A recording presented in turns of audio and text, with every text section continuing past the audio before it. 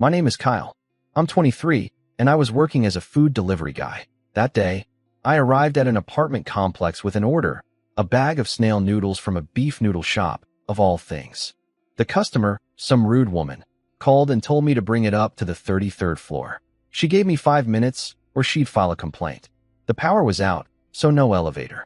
I wasn't about to climb 33 floors for someone that nasty, so I headed to the security booth to leave the food there. Then, while I was holding that stinky bag of noodles, my vision went blurry and I collapsed. When I woke up, I was lying on cold ground.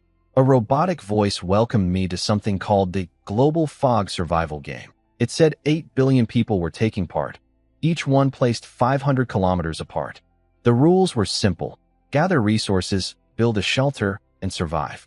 Fog covers everything at night, and it slowly kills you if you're not inside a shelter. And in 4 days, the first disaster would hit. Storms, acid rain, monster attacks, you name it. I opened my system panel.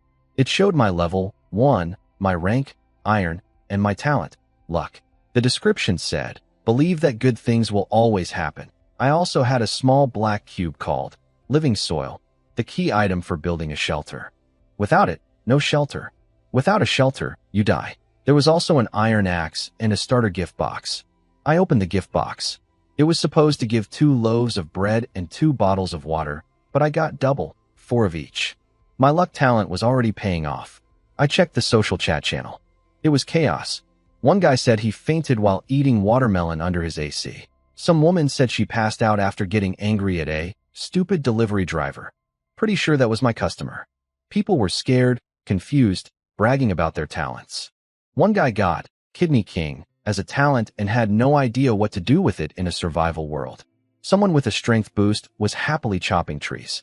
Me? I figured luck is the kind of talent that only a main character gets. I've read enough novels to know that. Time to start building. I wasn't sure how much I believed in my luck talent. Back in the real world, I'd never won a single scratch-off lottery ticket. But there was no time to think about that. I needed to build a shelter. The fog limited my visibility to about 100 meters. Tall weeds everywhere. I gripped my axe and started cutting a path, looking for a good spot. I couldn't predict what kind of disaster was coming in 4 days, so I just tried to think practically. After exploring a few hundred meters in every direction, I found a low, flat-topped hill, only about a meter above ground level, a few hundred square meters of space, mostly rocky with just 3 small trees and some bushes. Plenty of loose stones nearby too. The only downside, no water source. Still, it was the best I could ask for. I cleared the brush and weeds, which left me drenched in sweat. Then I went after one of those 3 small trees. I swung hard and nearly broke my wrist. The thing was called a steel iron tree, 20 years old, hard as metal. Apparently animals use them to sharpen their teeth. I checked for bite marks. None. Good. I'd leave those alone for now. I found regular trees nearby. Even those took about 100 swings each to bring down. 20 minutes of non-stop chopping for 1 tree, and the system gave me 2 experience points. At that rate, I need to chop nearly 50 trees just to reach level 2. My back was screaming. At least the system had a handy feature. When a tree fell, I could decompose it into neat bundles of lumber. 1 tree gave me 8 pieces of wood. I needed 20, so 3 more trees would do it. After chopping 3 trees total, I had 22 pieces of wood and 5 experience points. Bigger trees gave more of both. Unfortunately, my luck talent didn't trigger once during all this. Disappointing. Then came hauling everything up the hill. The wood, then the stones. That took over an hour and nearly killed me. Finally, I placed the living soil and confirmed the build. A rumble, a puff of white smoke, and 10 seconds later, a small cabin stood in front of me. Stone base, triangular wooden roof, about 2.5 meters tall and 10 square meters inside. Bare and empty, but the living soil sat on the floor glowing with a soft white light. It felt warm. The shelter was level 1, enough to block small animals and keep out rain and wind. The system also unlocked the trading channel. I checked it right away, but barely anyone had built shelters yet. The few trade posts were all people trying to swap building materials for food. Nobody was selling anything I needed. My stomach growled. It was already 12:36. I ate 1 bread loaf and half a bottle of water, then grabbed my axe and headed back out. I had to find food and water before things got desperate. I searched carefully within 500 meters of my shelter. I spotted a rabbit but couldn't catch it. No chance I was outrunning that thing in my current state. I didn't dare go much further. Running into a large predator out here would be a death sentence. But staying safe wouldn't keep me alive either. I gritted my teeth and pushed forward into unknown territory. I kept exploring, pushing about 300 meters further out. That's when I spotted it. A tree loaded with fist-sized green fruits. I rushed over, picked one, and checked its info. Wild apple, non-toxic, quenches thirst, fills hunger. I bit into it. Sour and rough, not great flavor, but juicy. Good enough. I stripped that tree bare, 400 fruits total. I couldn't believe one tree could hold that many. I got 20 experience points too, 1 point for every 20 fruits picked. Way easier than chopping trees. What I didn't notice were a few fruit cores already lying on the ground. Something else had been eating here before me. I found some giant leaf plants nearby and used them to wrap the fruits into bundles. It took over an hour and multiple trips to haul everything back to my shelter. The grass and bushes scratched up my arms and legs, and the mosquitoes were eating me alive. I was sticky, itchy, and miserable. All I wanted was a bath. After a short rest, I headed out in a new direction. Nothing useful, just trees, grass, rocks. Some birds flew overhead, chirping like they were mocking me. I switched directions again, and this time I heard the sound of running water. I followed it to the edge of a small cliff and found a quiet little pond fed by a tiny waterfall. The water was crystal clear, maybe a meter deep. I checked for danger, stripped off my shirt, and washed up. It felt incredible. I caught some water from the waterfall in my mouth, sweet, clean mountain spring water. But then reality hit me. A water source means animals come here to drink. Small ones, fine. A big predator? That would be the end of me. I checked for tracks or signs of beasts. Nothing on the rocky ground. Still, I wasn't taking chances. I drank as much as I could and hurried back. I didn't even have a container to carry water in. Back at the shelter, it was 3:26 p.m. I'd explored roughly 1,000 meters in every direction. That seemed to be the limit of how far the living soil could push back the fog. Beyond that, visibility dropped to almost nothing. I rested, then headed out to the one direction I hadn't checked yet. Right. About 700 meters in, I heard animal screams, vicious, painful ones. I dropped into a crouch instantly. About 50 meters ahead, at the base of a slope, two beasts were tearing each other apart. One looked like a wolf. The other was gray with a single horn on its head, something I'd never seen before. Both were roughly wolf-sized. I didn't dare breathe. I gripped my axe and stayed low in the tall grass. Going back now would probably get me spotted. So I just waited, silently praying to every god I could think of. Half an hour passed. The screaming faded. I peeked up and saw both animals lying still on the ground, locked together. One had its jaws clamped on the other's neck. I still didn't move. Mosquitoes swarmed me in the grass. I didn't scratch, didn't make a sound. Another hour crawled by. It was 5:25 p.m. Only 35 minutes until nightfall at 6 o'clock. After dark, the fog gets deadly. I was trapped. If I stood up and the wolf was still alive, I was done.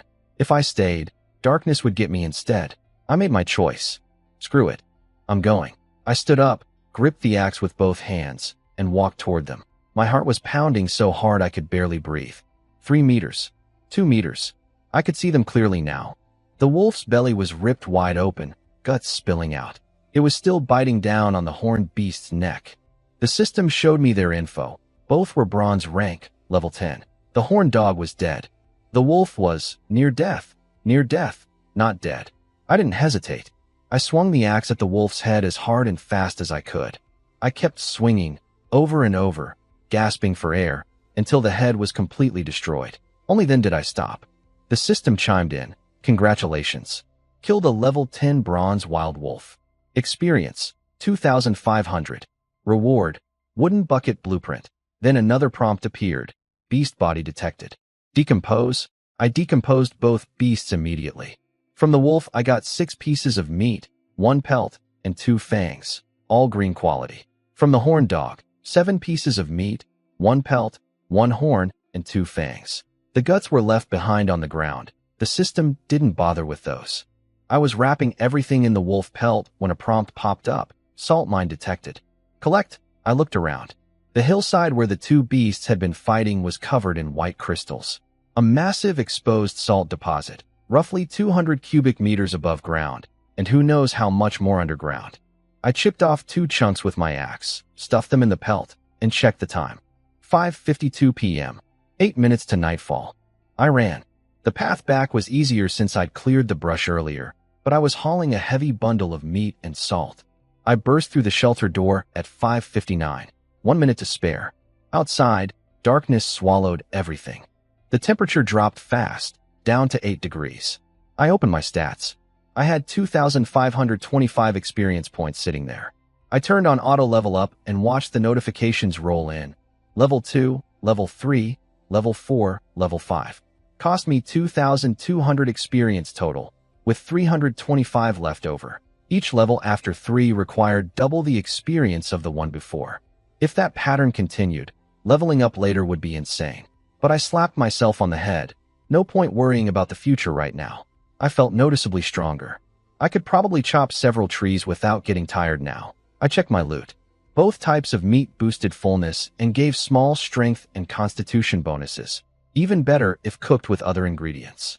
The pelts had good insulation and could be used to make leather armor. The fangs and horn were materials for weapons or accessories. The wooden bucket blueprint only needed 1 unit of wood. That solved my water container problem. But the salt was trickier. The description said it couldn't be used raw and needed refining, with no instructions on how. I'd have to figure that out myself. Then I realized another problem. I had no fire. I couldn't cook any of this meat.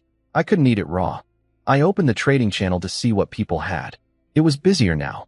Some notable posts. 1 wood for 1 bottle of water, anyone. Posted by Derek. Someone replied calling him an idiot. Trading stone for wood, 1 to 1. I've got tons of rock, but barely any trees. Posted by Blade. Iron pot blueprint. Only trading for things I need. Message me directly. Posted by Dana. Bicycle blueprint for resources. Name your price. Only 1 on the whole server. Posted by Marcus. People were losing their minds in the replies. He said he found it in a treasure chest. Selling iron ore, will trade for anything. DM me. Posted by Felix. I've got a huge freshwater supply. Come talk deals. Bulk discounts. Posted by Sam. I scrolled through more trade posts. One guy named Connor was selling a spare down jacket. He'd been wearing 2 when he got transported here because it's always -20 where he lives. Another guy, Jake, was selling lighters. He had 8 of them. I zeroed in on what I needed most. Dana's iron pot blueprint, Jake's lighters, and Felix's iron ore. I started messaging them. Dana replied after about 5 minutes. She wanted food. I sent her info on my wild apples and salt ore. She called me right away, sweet voice, straight to business. We settled on 10 apples and 1 salt chunk for the iron pot blueprint. Before hanging up, I asked if she knew how to refine raw salt or into edible salt. She laughed and said she did, for 5 more apples. Done deal. She taught me the method. We added each other as friends and hung up. I traded 20 apples to Felix for 10 pieces of iron ore. His shelter was surrounded by iron deposits, so I made sure to stay friendly with him. Iron is a strategic resource. You need it to make almost everything. Having a supplier like that early on could be a game changer. The down jacket? Connor wanted way too much. I had beast pelts that worked just as well, so I passed. The lighter cost me 10 apples from Jake. Felt overpriced for a disposable item, but I needed fire now, not later. I was secretly jealous of Felix sitting on an iron mine, but then I reminded myself, I had a salt mine. People didn't realize how important salt was yet. Once they started sweating through days of chopping trees and hauling rocks, they'd come begging. I'd make a killing. The thought made me grin so wide I couldn't stop. With the iron pot blueprint and a lighter secured, I finally relaxed. I spread 1 beast pelt on the floor, pulled the other over me like a blanket, and lay down. It felt amazing after a full day of backbreaking work. I opened the world chat to kill time. It was a mess. People panicking because they hadn't finished their shelters. One guy said he could see glowing red eyes watching him in the dark. Another refused to believe any of it was real, swearing he'd sue for 10 billion when he got back. Some genius bragged about digging a hole and burying himself in it with just his head sticking out, covered in grass, called himself a genius. A CEO was offering 50 million to anyone who could rescue him. Someone pointed out that money was useless here. One woman offered to video call and show something nice in exchange for food. I kept scrolling. Most of it was useless. People crying for help, searching for loved ones. I didn't have anyone to search for. I grew up in an orphanage, dropped out before finishing college, worked dead-end delivery jobs. No real friends. A lone wolf in every sense. I searched the trade channel for blueprints. Almost nothing on day one. A bed blueprint was listed at 200 units of wood. Insane. Nobody was selling a level 2 shelter blueprint. I'd have to find one myself tomorrow. I planned out the next day, mine more salt, refine it, sell it. Sell water too. Use the profits to trade for wood and stone so I wouldn't have to break my back hauling it myself.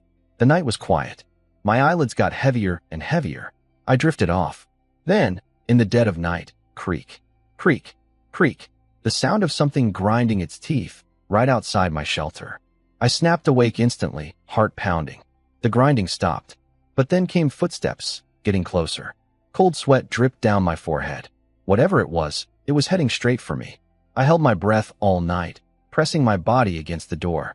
Through a crack I could see a blurry shape. Wolf-like, maybe. It sniffed at the door, but didn't attack. Instead, it just lay down right against it and fell asleep. I could hear it snoring. I didn't sleep a single second. By 7:55 a.m., I looked like a panda, dark circles, shaking from exhaustion and nerves. The thing outside was still snoring like it owned the place. By 8:25, I'd had enough. Staying trapped would kill me just as surely as a beast would. I gripped my axe, steeled myself, and slowly cracked the door open. It was a golden retriever. A big, fluffy, tail-wagging golden retriever. Level 22, silver rank. The system described it as a mutated canine, gentle with humans, loves wild apples, but goes berserk around other beasts. Wild apples. I'd stolen its entire food supply yesterday. No wonder it camped outside my door all night. The second I opened up, it shoved past me into the shelter and started devouring my apples. It even spit out the seeds. In 10 minutes it ate about 20, and I didn't have many left after yesterday's trades. It hurt to watch, but at level 22 it could crush me easily, so I just stood there. Then I had an idea. A level 22 silver rank companion in a world full of deadly beasts? That's a jackpot. Plus, I was lonely. Sometimes a dog is more reliable than a person. How about you stick with me? I said. I'll keep you fed, fruit and meat. If you agree, just keep eating. It kept eating. Great, that means yes. I'll call you buddy. Woof, one bark. Deal sealed. I got to work on my plan. First, I used the iron, ore, and blueprints to craft 2 iron pots. I only had 2 units of wood left, so I made 2 wooden buckets. Then I posted a trade. 1 wild apple for 2 units of wood. Fair price. Food was scarce. Wood was just labor. Within minutes, I'd traded 20 apples for 40 units of wood. I discovered something useful. Traded items could be stored in a special trade space, where they stayed compressed to palm size and food didn't spoil. You could only store items obtained through trading, though.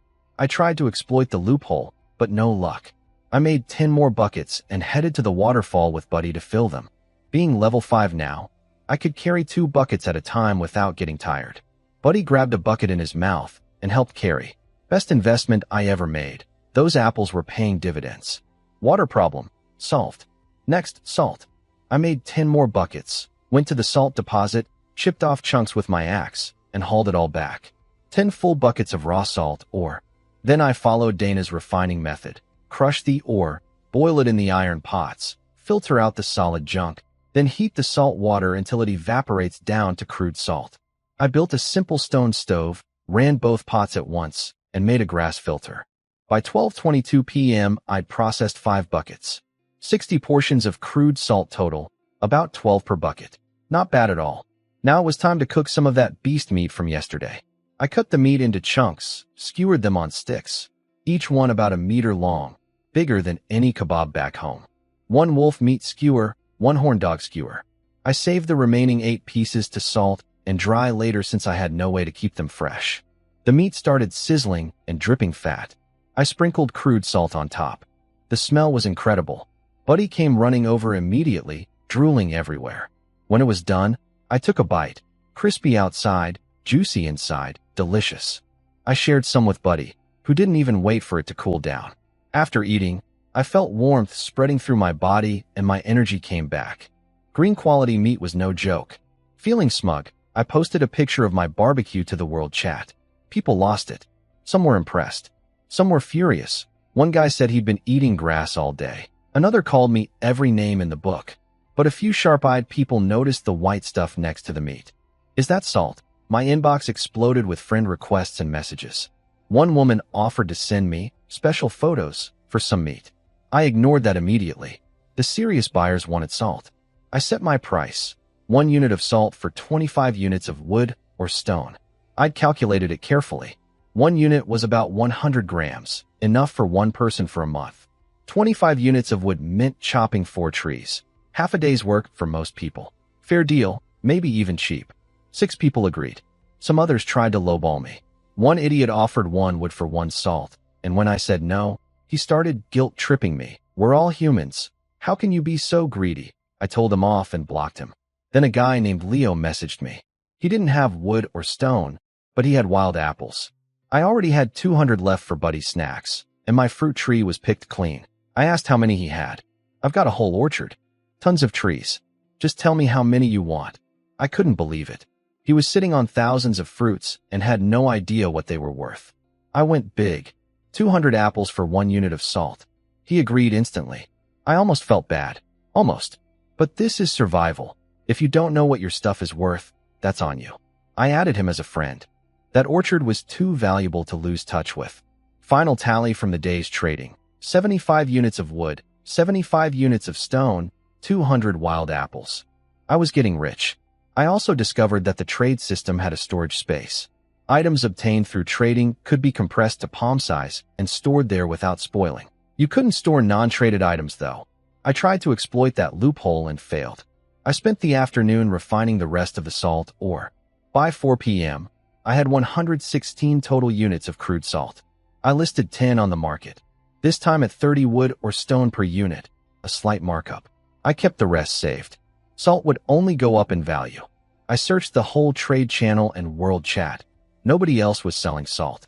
I was the only supplier. For the first time, I understood what it felt like to be a monopolist. Before nightfall, Buddy and I headed to the waterfall to refill all the buckets. On the way back, Buddy suddenly dropped his bucket, started barking, and grabbed my pant leg with his teeth, pulling me to the left. I followed. About 50 meters off our usual path, Buddy stopped. Buddy barked and stared ahead. There, hidden in the tall grass, was a stone treasure chest. Buddy, you absolute legend, I rushed over. The system said it was a sealed treasure chest. The stone shell hid a random quality chest inside, anything from white to black tier. I rubbed Buddy's head for luck, prayed to every god I could think of, and smashed it open with my axe. Purple light. A purple chest. Not the absolute best, but still excellent. I cracked it open. The loot was insane. A level 2 shelter blueprint, a level 3 shelter blueprint, a full set of basic furniture blueprints, bed, chair, table, storage, chest, a raincoat blueprint, a purple-gray protection array that hides the living soil in a pocket dimension so nobody can steal or destroy it, and an 80,000 experience pill. I sprinted back to the shelter with Buddy and popped the experience pill immediately. My XP shot up to over 80,000. Auto level kicked in, level 6, 7, 8, 9, 10. It cost exactly 74,400, like it was designed to get me to level 10 and no further. I felt dramatically stronger. Then a new notification appeared. Bronze promotion quest unlocked. Kill 1 wild wolf. Location marked on your map. Failure costs 1 level. That made me nervous. The wolf I'd killed before was already near death when I got to it. A healthy level 10 bronze wolf in a real fight? I had 0 combat experience. And if the marked wolf was even higher level, the system probably wouldn't give an impossible task, but difficult and deadly aren't that far apart. I checked the player count. In just one night, the population had dropped from 80 billion to 75.4 billion. Nearly 5 billion people dead already. This world doesn't forgive carelessness. I shelved the wolf quest for now and focused on practical things. Buddy and I filled all 10 water buckets before dark. Back at the shelter, I activated the living soil protection array. The soil shimmered, rippled, and vanished into a hidden dimension. I could summon it back with a thought. No beast could destroy it now. Huge relief. I built a bed from the furniture blueprints, 5 units of wood, then a chair and a storage chest for 8 more units. The shelter was too small for anything else. Upgrading to level 2 would have to wait until morning since the rules didn't allow building at night. I closed the door. Buddy and I ate roasted meat and apples. For a moment it felt like a vacation, then I slapped that thought away. Comfort kills in this world. Wind howled outside like someone crying. Buddy curled up at my feet and started snoring. I checked my trade listings. All 10 units of salt had sold out. I'd earned 150 units of wood and 150 units of stone. I lay on my new bed, soft beast pelt on top, legs crossed, grinning at my stats. My inbox showed 99 messages. Everyone wanted salt. Life was getting good. But tomorrow, I had a wolf to kill. I spent the evening going through my 99 messages. Almost everyone wanted salt. But I wasn't trading for wood and stone anymore. Those were losing value fast as people leveled up and chopped trees quicker. Instead, I told every buyer to show me what they had. Blueprints, gear, anything interesting. With the Bronze Wolf quest on my mind, I prioritized weapons and armor. Most offers were useless. Hat blueprints, prosthetic limb blueprints, stuff like that. After heavy filtering, I settled on a shopping list. A machete blueprint, a cotton blanket blueprint, a pillow blueprint, a leather armor blueprint, a cotton thread blueprint, some raw cotton, extra beast pelts, and, the big one, a homemade black powder bomb. After an hour of haggling, I got everything for 40 units of salt. The machete, leather armor, and bomb alone ate up 90% of the cost. Converted to wood, that was 1,200 units worth. It stung. But in survival, being ahead early means staying ahead. I couldn't afford to be cheap. That left me with 76 units of salt. I'd need to refine more tomorrow. Still, with a machete, leather armor, and an explosive, the wolf quest felt doable. And there was always Buddy, level 22, silver rank. But honestly, I didn't fully trust his fighting ability yet. All I'd seen him do was wag his tail, eat fruit, and drool. And we hadn't known each other long enough for me to bet my life on him not running away. I opened the world chat to kill time. People were showing off talents. One guy had invisibility, another could glide through the air. Someone was still desperately searching for a woman named Linda, begging anyone who'd seen her. A guy asked if the person who buried himself in dirt last night was still alive. Someone reminded everyone that the first disaster was hitting in 2 days, and we should stockpile supplies. Some famous people from the real world were trying to rally followers, but nobody cared. Out here we all started equal. Your money, your fame, worthless. I like that. Back home I was just a delivery driver. Here, I had a real shot. I caught myself daydreaming about ruling over millions in this fog world and laughed at myself. Then sleep crept in. I pulled the pelt over me and drifted off. What I didn't know was that the moment I started snoring, Buddy cracked one eye open. He crept to the storage chest, demolished a pile of wild apples and the leftover meat skewer, drank from the water bucket, then quietly slipped back under my bed and went to sleep like nothing happened. I slept deeply that night, the best rest I'd had since arriving. Having Buddy guarding the door made all the difference. At 8 a.m. sharp, I woke up, stretched, and looked at the storage chest. It was a wreck. Fruit cores everywhere, meat gone, water level way down. My blood went cold. Every hair on my body stood up. Did a beast break in last night? Then I looked at Buddy. He was lying under the bed, eyes closed, tail perfectly still, a little too perfectly still. I jumped out of bed and grabbed my axe. But when I checked the door, the little blade of grass I'd placed as a trap was still in position. Nothing had come in from outside. I looked back at the storage chest. Apple cores everywhere, bite marks on dozens of fruits. The bite marks matched Buddy's teeth exactly. That sneaky dog had raided the chest while I slept and was now lying under the bed pretending to be asleep. I kicked him lightly. He hung his head, wouldn't look at me, acting all innocent and pitiful. These apples were all ready for you. Why did you have to steal them? I scolded him, hands on my hips. He'd ruined about a third of the fruit, 80-something apples with one bite taken out of each. I tossed the pile in front of him and told him to finish them. He tilted his head and ignored me. I couldn't stay mad at that face. Time to gear up for the wolf quest. I used 5 iron ore to craft a machete, white quality, about 60 centimeters long, reasonably sharp. Then I made leather armor from the horned dog pelt, green quality, rated to block claws and impacts from bronze-tier beasts. I put it all on and swung the blade around for about an hour, trying to get comfortable with it. I looked ridiculous practicing movie sword moves, but I needed to make sure I wouldn't drop the weapon mid-fight. Then Buddy and I headed out. The map marked the wolf about 800 meters from my shelter. We approached slowly, crouching low. The last 100 meters took 20 minutes. This wolf was massive, 3 times the size of a normal wolf, with 2 huge fangs. It was sleeping. I pulled out the bomb and the lighter. Click. The fuse lit. I counted the seconds, then hurled it straight at the wolf's head. Boom. The explosion was deafening.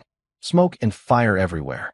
The wolf screamed, a horrible, piercing howl. When the smoke cleared, half its face was torn apart, one ear completely gone. But it got back up. Its eyes locked onto me, burning with rage. Then it launched at me like a missile, way faster than I expected.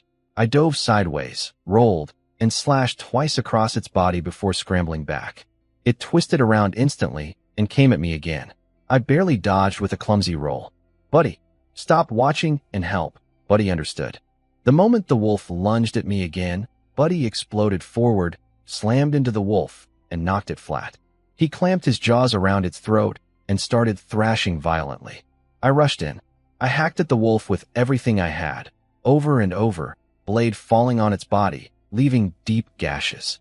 The wolf thrashed under Buddy's hold, but couldn't break free. Gradually, the struggling weakened. Then it stopped. Buddy let go and turned to me with those big soft eyes, tail wagging gently, clearly waiting for praise. Good boy. This morning's fruit incident is forgiven. I'll find you a girlfriend someday. I said it completely seriously. He tilted his head like he half understood. The system hadn't confirmed the kill yet. The wolf still had a sliver of life. I chopped at its neck a few more times until the notification finally came. Congratulations. Killed level 10 bronze wild wolf. Experience, 2,500. Reward, green treasure chest X1, another chest. Not bad at all.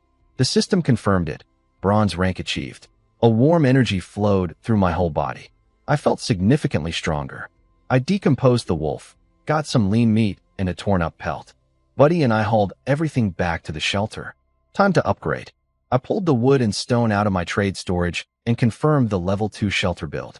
White fog, 10 seconds, and there it was, a 30 square meter cabin. Sturdier walls, a chimney on top, smooth stone floors, and much more space inside. It even came with a built-in stove and a workbench. The workbench could merge resources, 10 white tier wood into 1 green tier wood. A 10-to-1 ratio, steep, but necessary for higher level construction. Level 2 also unlocked 3 new structures: a fence, a beast kennel, and a garden plot. The fence cost 100 wood, the kennel 30, and the garden 50. I listed 10 more units of salt on the market at 30 wood each. Sold out instantly. That gave me 300 wood, enough to build everything. The fence went up first, a square wooden perimeter around the cabin, about 200 square meters, with a gate in front. Instant security boost. Buddy went crazy running laps around the yard. Next, the kennel. A small wooden hut appeared beside mine. I tossed the damaged wolf pelt inside as bedding. This is your house now, Buddy. Your job is guard duty. He barked happily and dove right in. The garden plot was ready too, but useless without seeds. I'd look for some on the trade market later. I spent the afternoon refining another batch of salt, 60 more units. Then I did the math on upgrading to level 3. 300 green wood, meaning 3,000 regular wood, 600 green stone, and 10 energy crystals. At my current trade rate, the wood and stone alone would cost about 300 units of salt and take at least 3 days of refining. The energy crystals were a total mystery. I hadn't seen anyone mention them anywhere. And the first disaster was hitting the day after tomorrow. Level 3 wasn't happening before then. I made 4 cotton blankets, 1 for Buddy's kennel, 2 layered on my bed, 1 to cover myself. Lying there that night was pure comfort. Meanwhile, billions of people out there were starving, freezing, and terrified. I checked my stats. Level 10, bronze rank, 8,425 experience out of 160,000 needed for the next level. Killing 1 wolf gave 2,500, meaning I'd need to kill over 60 wolves just to level up once. There had to be a better way. I just hadn't found it yet. The global population had dropped to 70.4 billion. Nearly 10 billion dead in just 2 days. This world was no joke. The death toll kept climbing, 10 billion gone in just a few days, and the first disaster hadn't even hit yet. I listed 100 units of salt on the market, 50 for wood and stone, 50 for food. With the disaster coming in 2 days, I knew prices for everything would spike once people stopped going outside. Time to stockpile. I searched the trade channel for seeds. Found watermelon seeds, steel iron tree saplings, 2 slow-growing, and cotton seeds. Cotton was a must. If temperatures dropped, it could save my life. I messaged the seller. Her name was Linda. She wanted food only. We settled on 2 units of salt for 20 cotton seeds. Then she asked what else I had and invited me to join in Elite Survivors Resource Exchange Group. 120 people, all with good resources. The name Linda rang a bell. I suddenly remembered. Someone on the world chat had been desperately searching for Linda for days. A guy named Trevor. I told her about it. She exploded. Turns out Trevor was her neighbor back home. She'd helped him up after he tripped on the stairs because he was staring at her. He took that as a sign she was in love with him. He messaged her that night asking if she liked him. When she blocked him, he started showing up at her door until she called the police. I joined the group. My name showed up with bronze next to it, apparently rank displayed in chat. Everyone freaked out. Nobody else had reached bronze yet. People were shocked I was already level 10. I posted that I had a salt mine producing 120 units daily and asked if anyone had seeds or food to trade. A private message came in from Victor. I've got wheat seeds. Want some wheat? My heart jumped. Wheat meant flour. Flour meant bread, noodles, everything. I'm a noodle fanatic. Back home, I needed one at every meal. Victor's situation was incredible. He'd landed next to a huge wheat field that was already ripe when he arrived. He had about 200 pounds of wheat. He offered me a generous deal, 10 pounds of wheat for just 20 units of salt. At market rates, seeds cost about 1 salt per 10 seeds, and 10 pounds of wheat contained at least 100,000 seeds. He was practically giving it away. He said he wanted to make friends with someone strong, invest in a future alliance. He could see I was bronze rank and figured I'd be someone worth knowing. Whether it was strategic or genuine, it worked. I liked the guy. I accepted. 20 units of salt for 10 pounds of wheat. After all my trades, I was down to just 2 units of salt. I felt almost broke, but I was sitting on cotton seeds, a mountain of wheat, and a salt mine that would refill my coffers tomorrow. I chatted more with Victor before bed. Turns out he graduated from an agricultural university, the perfect person to know for farming advice. With only 2 salt units left, I was nearly broke. I spent my last 2 on 30 iron ore blocks from Felix, planning to make more iron pots tomorrow and scale up salt production. I also realized I desperately needed an iron pickaxe for mining. My axe was falling apart from days of smashing rocks. But I had nothing left to trade with. Tomorrow's problem. I killed time on the world chat. People were forming groups now, some guy recruiting for his elite guild, a women-only survival group. Someone charging 10 would just to join a chat full of pretty girls. The oldest profession was adapting to the fog world fast. I shook my head but couldn't blame anyone. Survival makes people creative. Feeling mischievous, I posted a photo of my bed with cotton blankets to the world chat. Single bed isn't as comfy as a memory foam mattress, but it'll do. People lost their minds. Half were furious, half were jealous. Everyone noticed the bronze tag next to my name. My inbox hit 99 again. Mostly people asking how I ranked up so fast, some looking for romance, and a few guys hitting on me. Hard pass. Then one message caught my eye. Karen, were you a delivery driver? I thought someone recognized me. Yeah, why? Karen, did you deliver an order of snail noodles one night? My jaw dropped. It was her. The woman who demanded I climb 33 floors in 5 minutes with no elevator. She must have memorized my name from the delivery app. I couldn't resist. Yeah, those noodles were great. Order again sometime. Go ahead and file that complaint now. She exploded with insults. I fired back, then sent her pictures of my cozy bed, warm blankets, roasted meat, and upgraded shelter. Look at me living my best life. Have you eaten today? Still starving? Freezing tonight? She hadn't eaten properly in a day. She blocked me. I grinned ear to ear. Next morning, day 3. Temperature dropping. 10 to 15 degrees, overcast sky. I made 6 iron pots and 10 more buckets. Hauled back 20 buckets of salt, or and went all in on production. Reality check.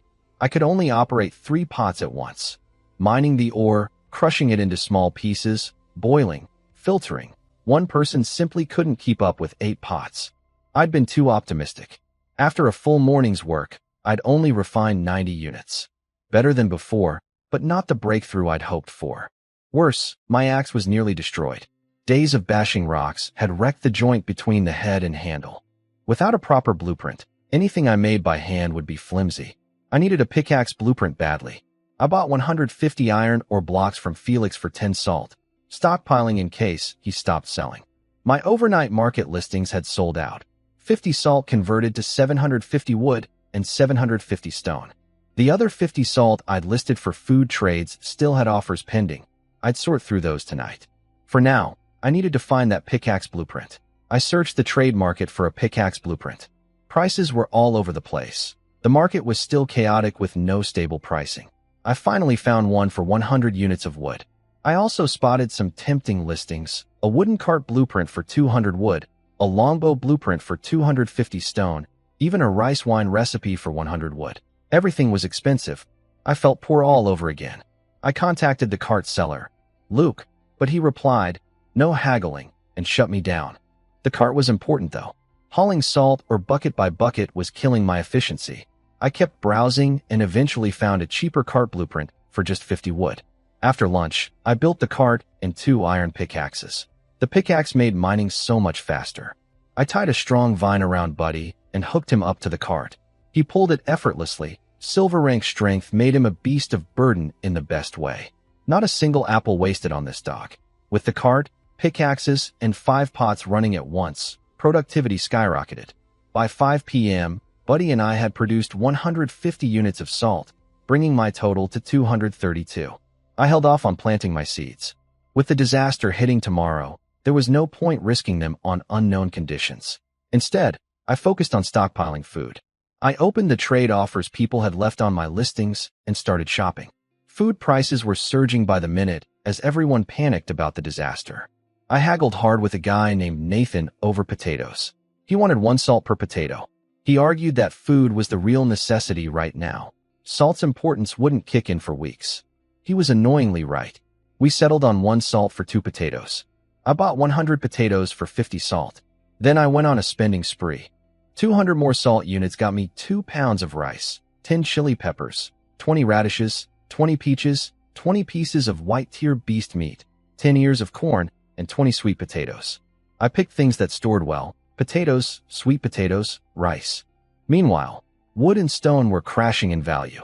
3 would used to buy a wild apple. Now 20 wood couldn't buy one. Before 6 p.m., I stored 5 buckets of water inside the shelter and brought Buddy in with me. The beast kennel wouldn't be safe enough during an unknown disaster. I barricaded the door with water buckets, bolted it shut, and set up the stove. Then I put the iron pot on the fire and got ready to make chili stir-fried meat. If disaster was coming tomorrow, at least tonight I'd eat well. After days of nonstop work, I decided to treat myself. I sliced up some beast meat, rendered the fat in the iron pot, tossed in a dried chili pepper, and the smell hit me so hard my eyes watered. I almost forgot the potatoes, sliced them up fast, and threw them in with some crude salt. A few minutes later, spicy potato and meat stir-fry. I snapped a photo and posted it to the elite group chat. I ate straight from the pot with handmade wooden chopsticks. Buddy came sniffing around, so I flipped him a piece of meat. He'd never tasted chili before. The spice sent him sprinting around the shelter like a maniac until he downed half a bucket of water. After that, he ignored me completely and went back to chewing his raw meat. Fair enough. The group chat reactions were predictable: jealousy, begging, and one guy cursing me out. Linda kicked the hater immediately.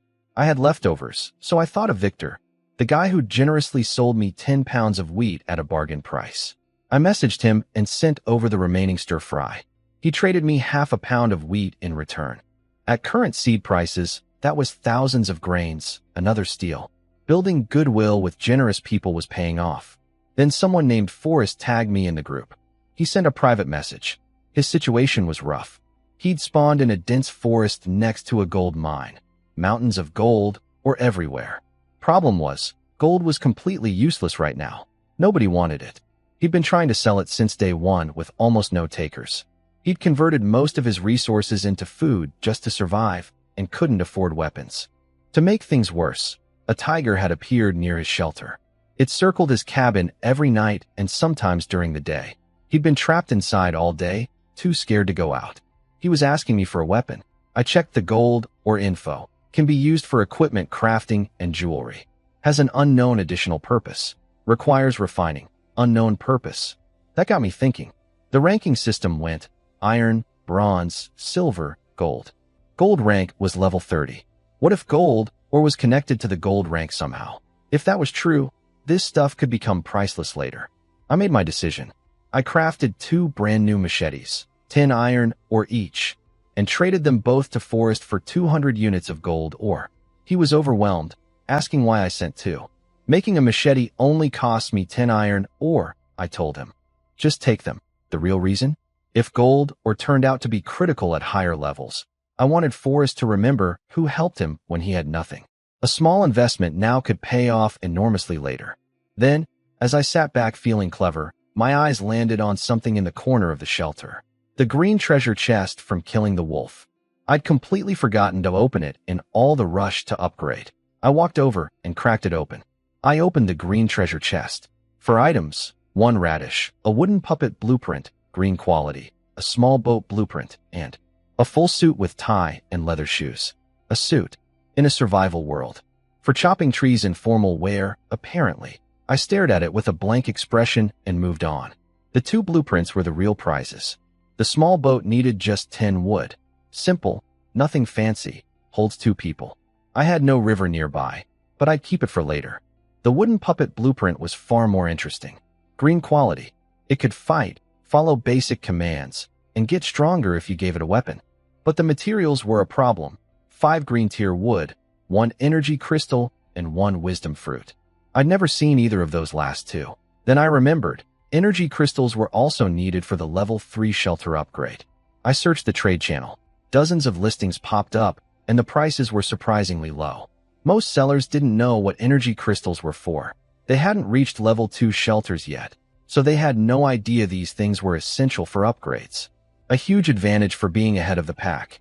I messaged a seller named Simon. He had 35 crystals, collected casually while exploring. He suspected they'd be valuable someday, but needed food now.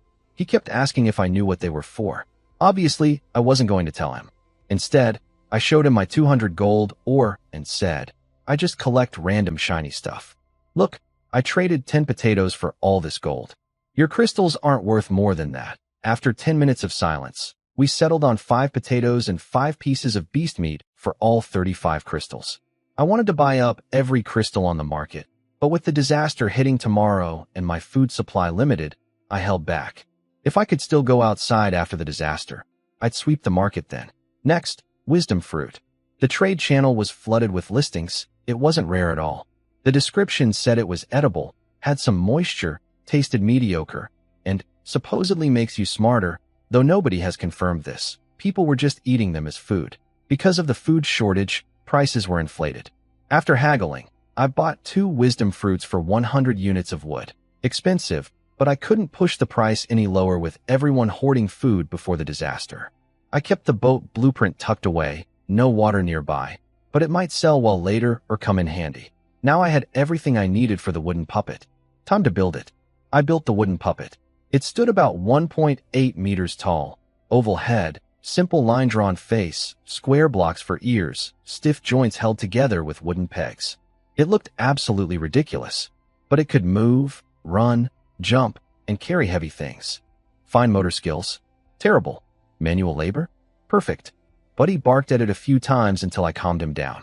I made a second puppet using my remaining materials. Had to merge 30 white tier wood into 3 green tier pieces at the workbench first.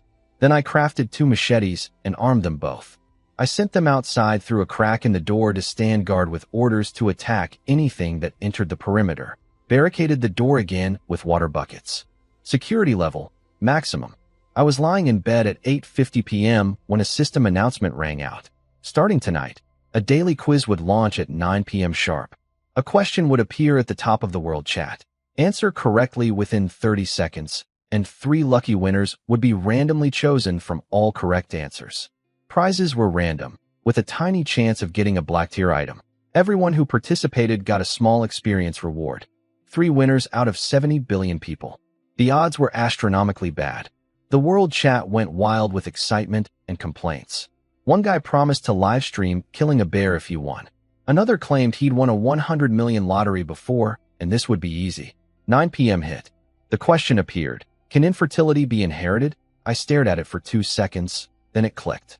If you're infertile, you can't have children, so you can't pass it on. Classic trick question. I typed, no, and sent it immediately. The chat exploded. Half the people answered, no. The other half seriously argued that all diseases can be inherited. Some med student insisted it could be passed down genetically. People called each other idiots. 30 seconds passed. The announcement came. 3 winners. Kyle, waterproof rain pants with attached boots and gloves. Goldie, 1 gold ore. Patrick, whip blueprint. Everyone else got 2 experience points. I won. Out of 70 billion people, I actually won. And my prize was a one-piece rain suit with rubber boots. Are you kidding me? I had the kind of luck that could win black tier gear, and it was spent on rain pants? Is this telling me to go fishing? The world chat was merciless. People were laughing at all 3 winners. Someone said it was like having lottery-winning luck, but using it on a buy one get one free soda cap. The 2 experience points for participation had everyone furious too. Are we beggars to you? I couldn't help laughing at the chaos, even if my prize was garbage. At least my luck talent was definitely working. The question was whether it had any taste. The elite group chat blew up, tagging me after the quiz. I admitted it was me. Everyone expressed their sympathies for my garbage prize. Then someone named Bobby dropped a bombshell. I think tomorrow's disaster is related to water, possibly rain. My talent involves prediction. People pushed back. How do you know? Is the system your relative? But Bobby held firm. He said his premonition was strong but fuzzy, probably because his level was too low. He wasn't asking for anything, just sharing what he felt. Linda backed him up as group admin, telling everyone to judge for themselves and not attack someone trying to help. I sat with that for a moment. If the disaster was water-related, then my stupid rain pants with boots and gloves suddenly weren't so stupid. And thank God I hadn't sold the boat blueprint. I searched the market for level 2 shelter blueprints. None available. I asked the group. Nobody else had upgraded to level 2 yet.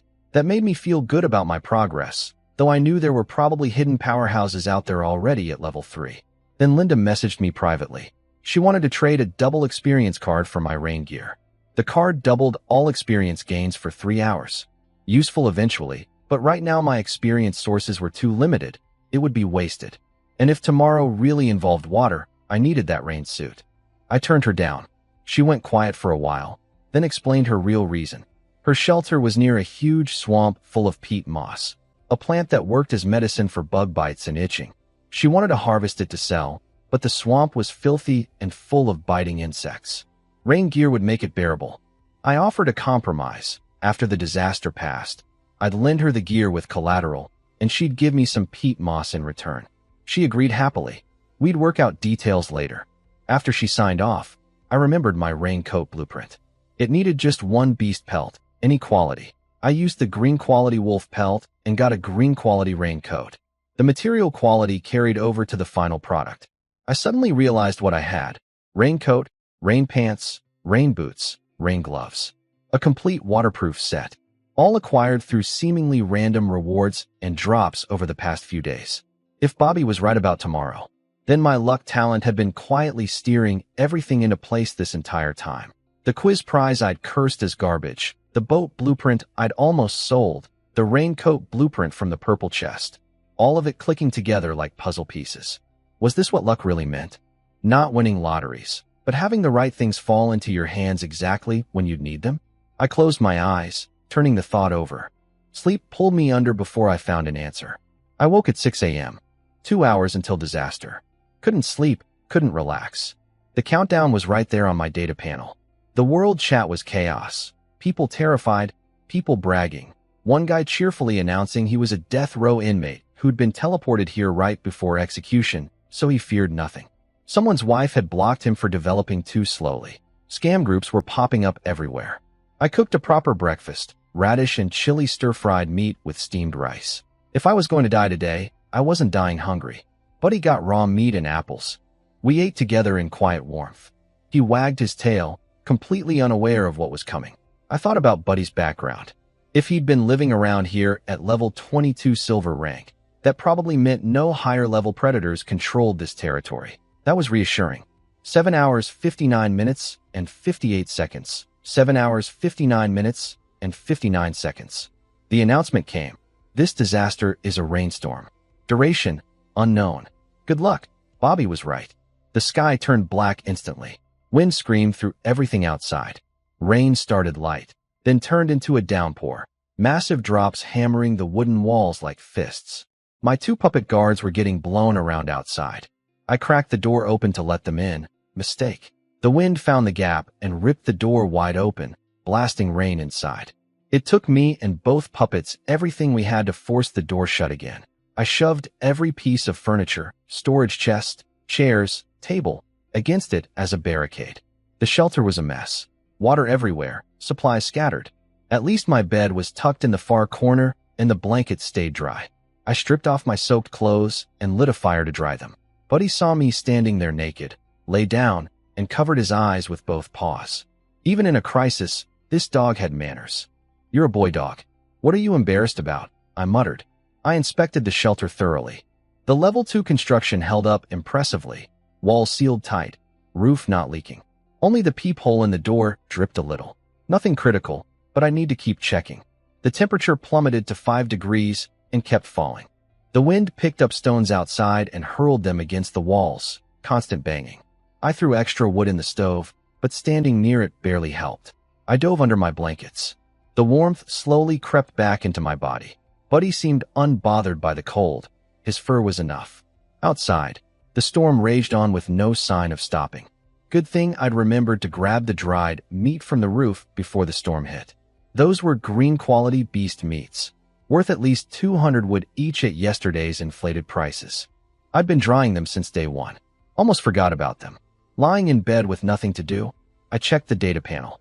Survivor count, 60.2 billion, down from 80 billion. 20 billion dead in just a few days, and the disaster had barely started. The world chat was a nightmare. People who'd built shelters in valleys were watching floodwater rise to their knees.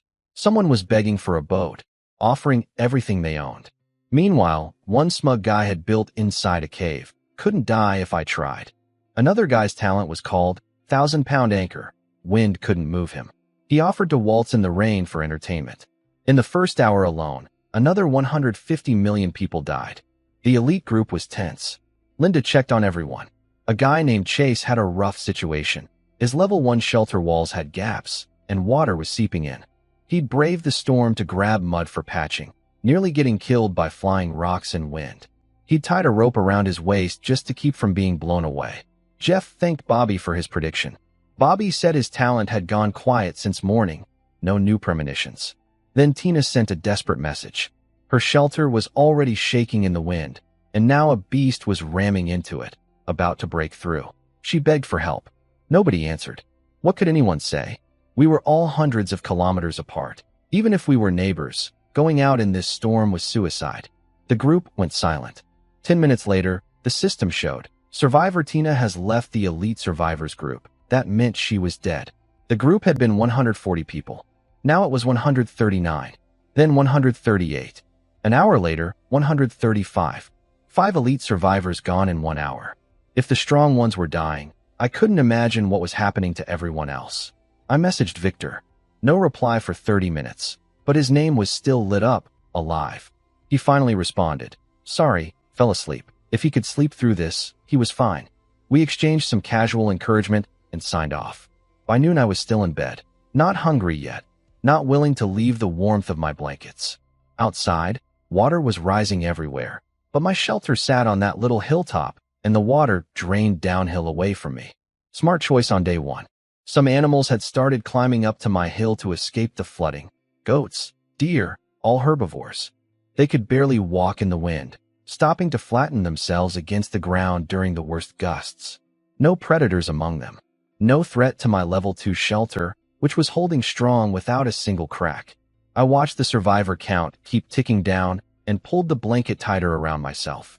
The fire was dying out. I crawled out of bed, freezing instantly, threw on my clothes and my yellow delivery jacket, and added more wood to the stove. Through the peephole, I could see a flock of sheep-like animals huddled together outside my fence, pressed against each other in the wind. And straight ahead, past the slope, something green was growing where there hadn't been anything before. Too much rain to see clearly. I'd have to check later. Then a more urgent problem hit me. Neither Buddy nor I had used the bathroom since last night. Going outside was impossible. The wind would blow me away mid-squat. I searched the trade channel, haggled for a wooden toilet blueprint, got it for 1 potato, and built it immediately using 5 wood. Sat down and experienced true relief. Buddy, meanwhile, couldn't hold it and went right on the floor. I wrapped it in a scrap of beast hide, tossed it in the toilet, bought a mop blueprint for 3 wood, and cleaned up while pinching my nose. The smell got unbearable. I had to open the door to clean the toilet outside. This time I was smarter, full rain gear on first, puppets bracing the door. I cracked it open, fighting the wind, and used the storm to rinse out the toilet. Right as I was closing the door, a treasure chest came flying through the wind and slammed against my doorframe. I grabbed it, yanked it inside, and we fought the door shut again. Green chest. I ripped it open. Wind anchor pill, blue quality. X2. Swallow 1 and your body becomes heavy enough to resist the storm for 2 hours. A carton of cigarettes. Socks. Shampoo. I nearly cried at the cigarettes. I'd been a pack-a-day smoker back home and hadn't had one in days. I tore open a pack, lit up, and inhaled deep. The head rush from days of withdrawal hit so hard I felt like I was floating. Pure bliss. Then I looked at the wind anchor pills. Blue quality from a green chest. Incredibly rare luck. And exactly what I needed. It was like the universe kept handing me the perfect tool right when I needed it.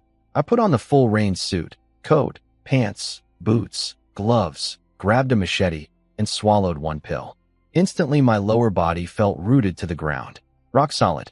Buddy barked, wanting to come. I rubbed his head. Too windy for you, boy. Stay inside. He understood and lay back down.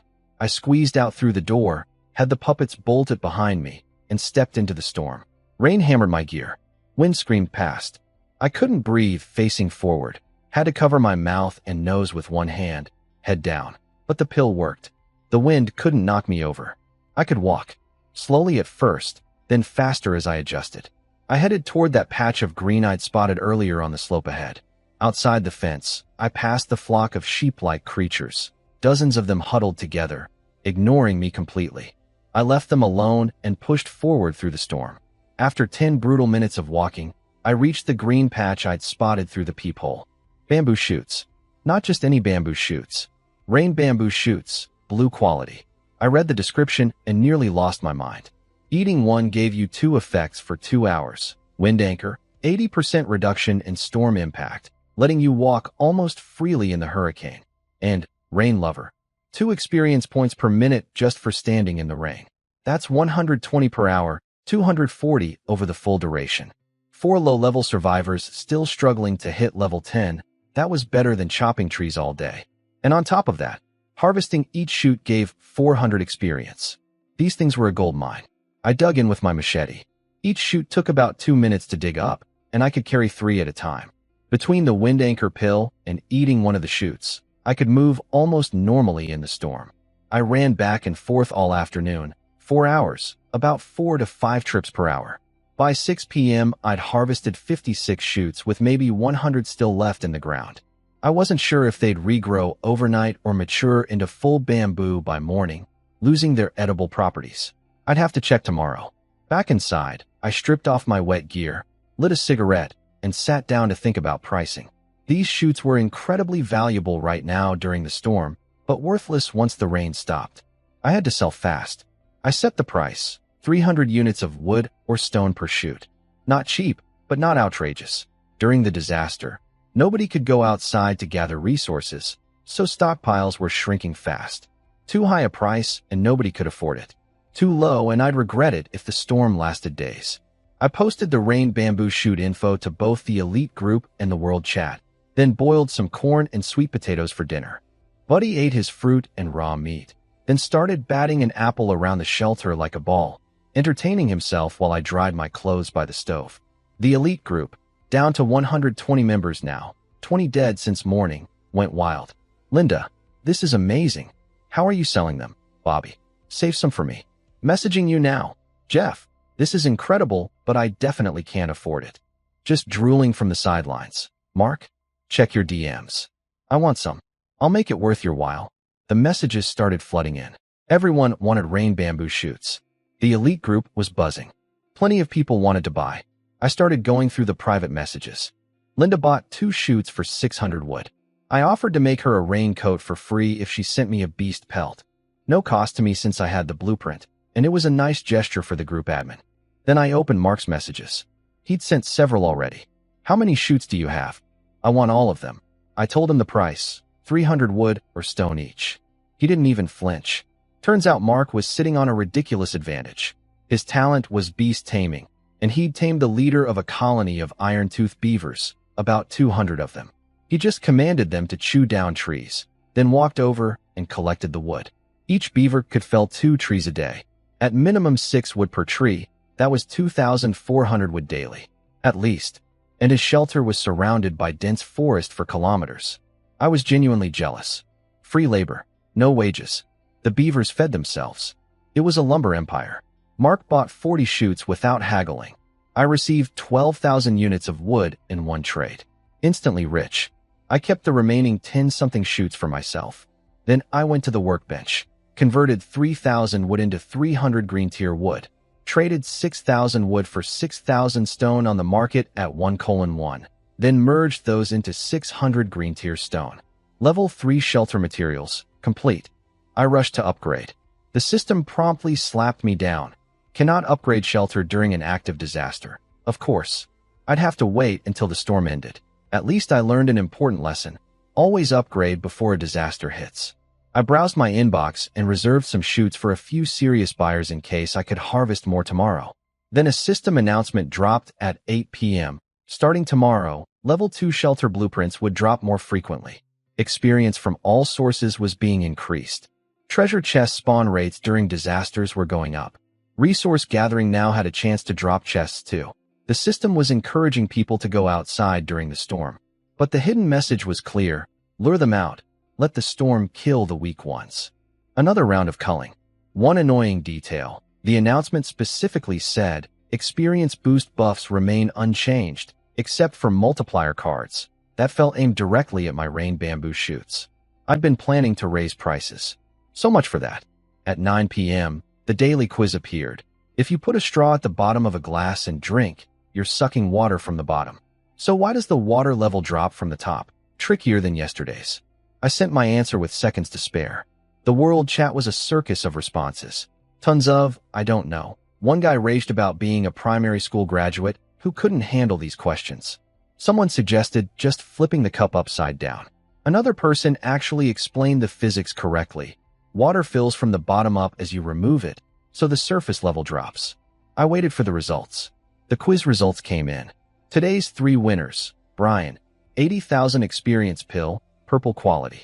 Helen, level 2 shelter blueprint. Fiona, level 2 shelter blueprint. Way better prizes than yesterday's garbage.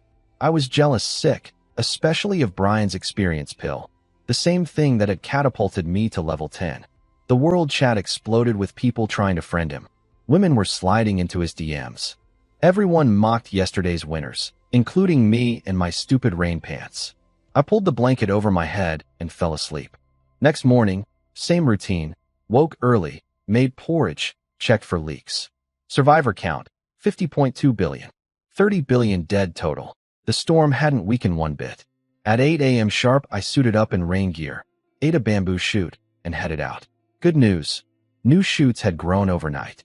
Bad news. 3 of yesterday's uneaten shoots had matured into full bamboo, no longer edible, and the new batch was smaller than yesterday's. I checked the mature rain bamboo. Blue quality building material with wind resistance.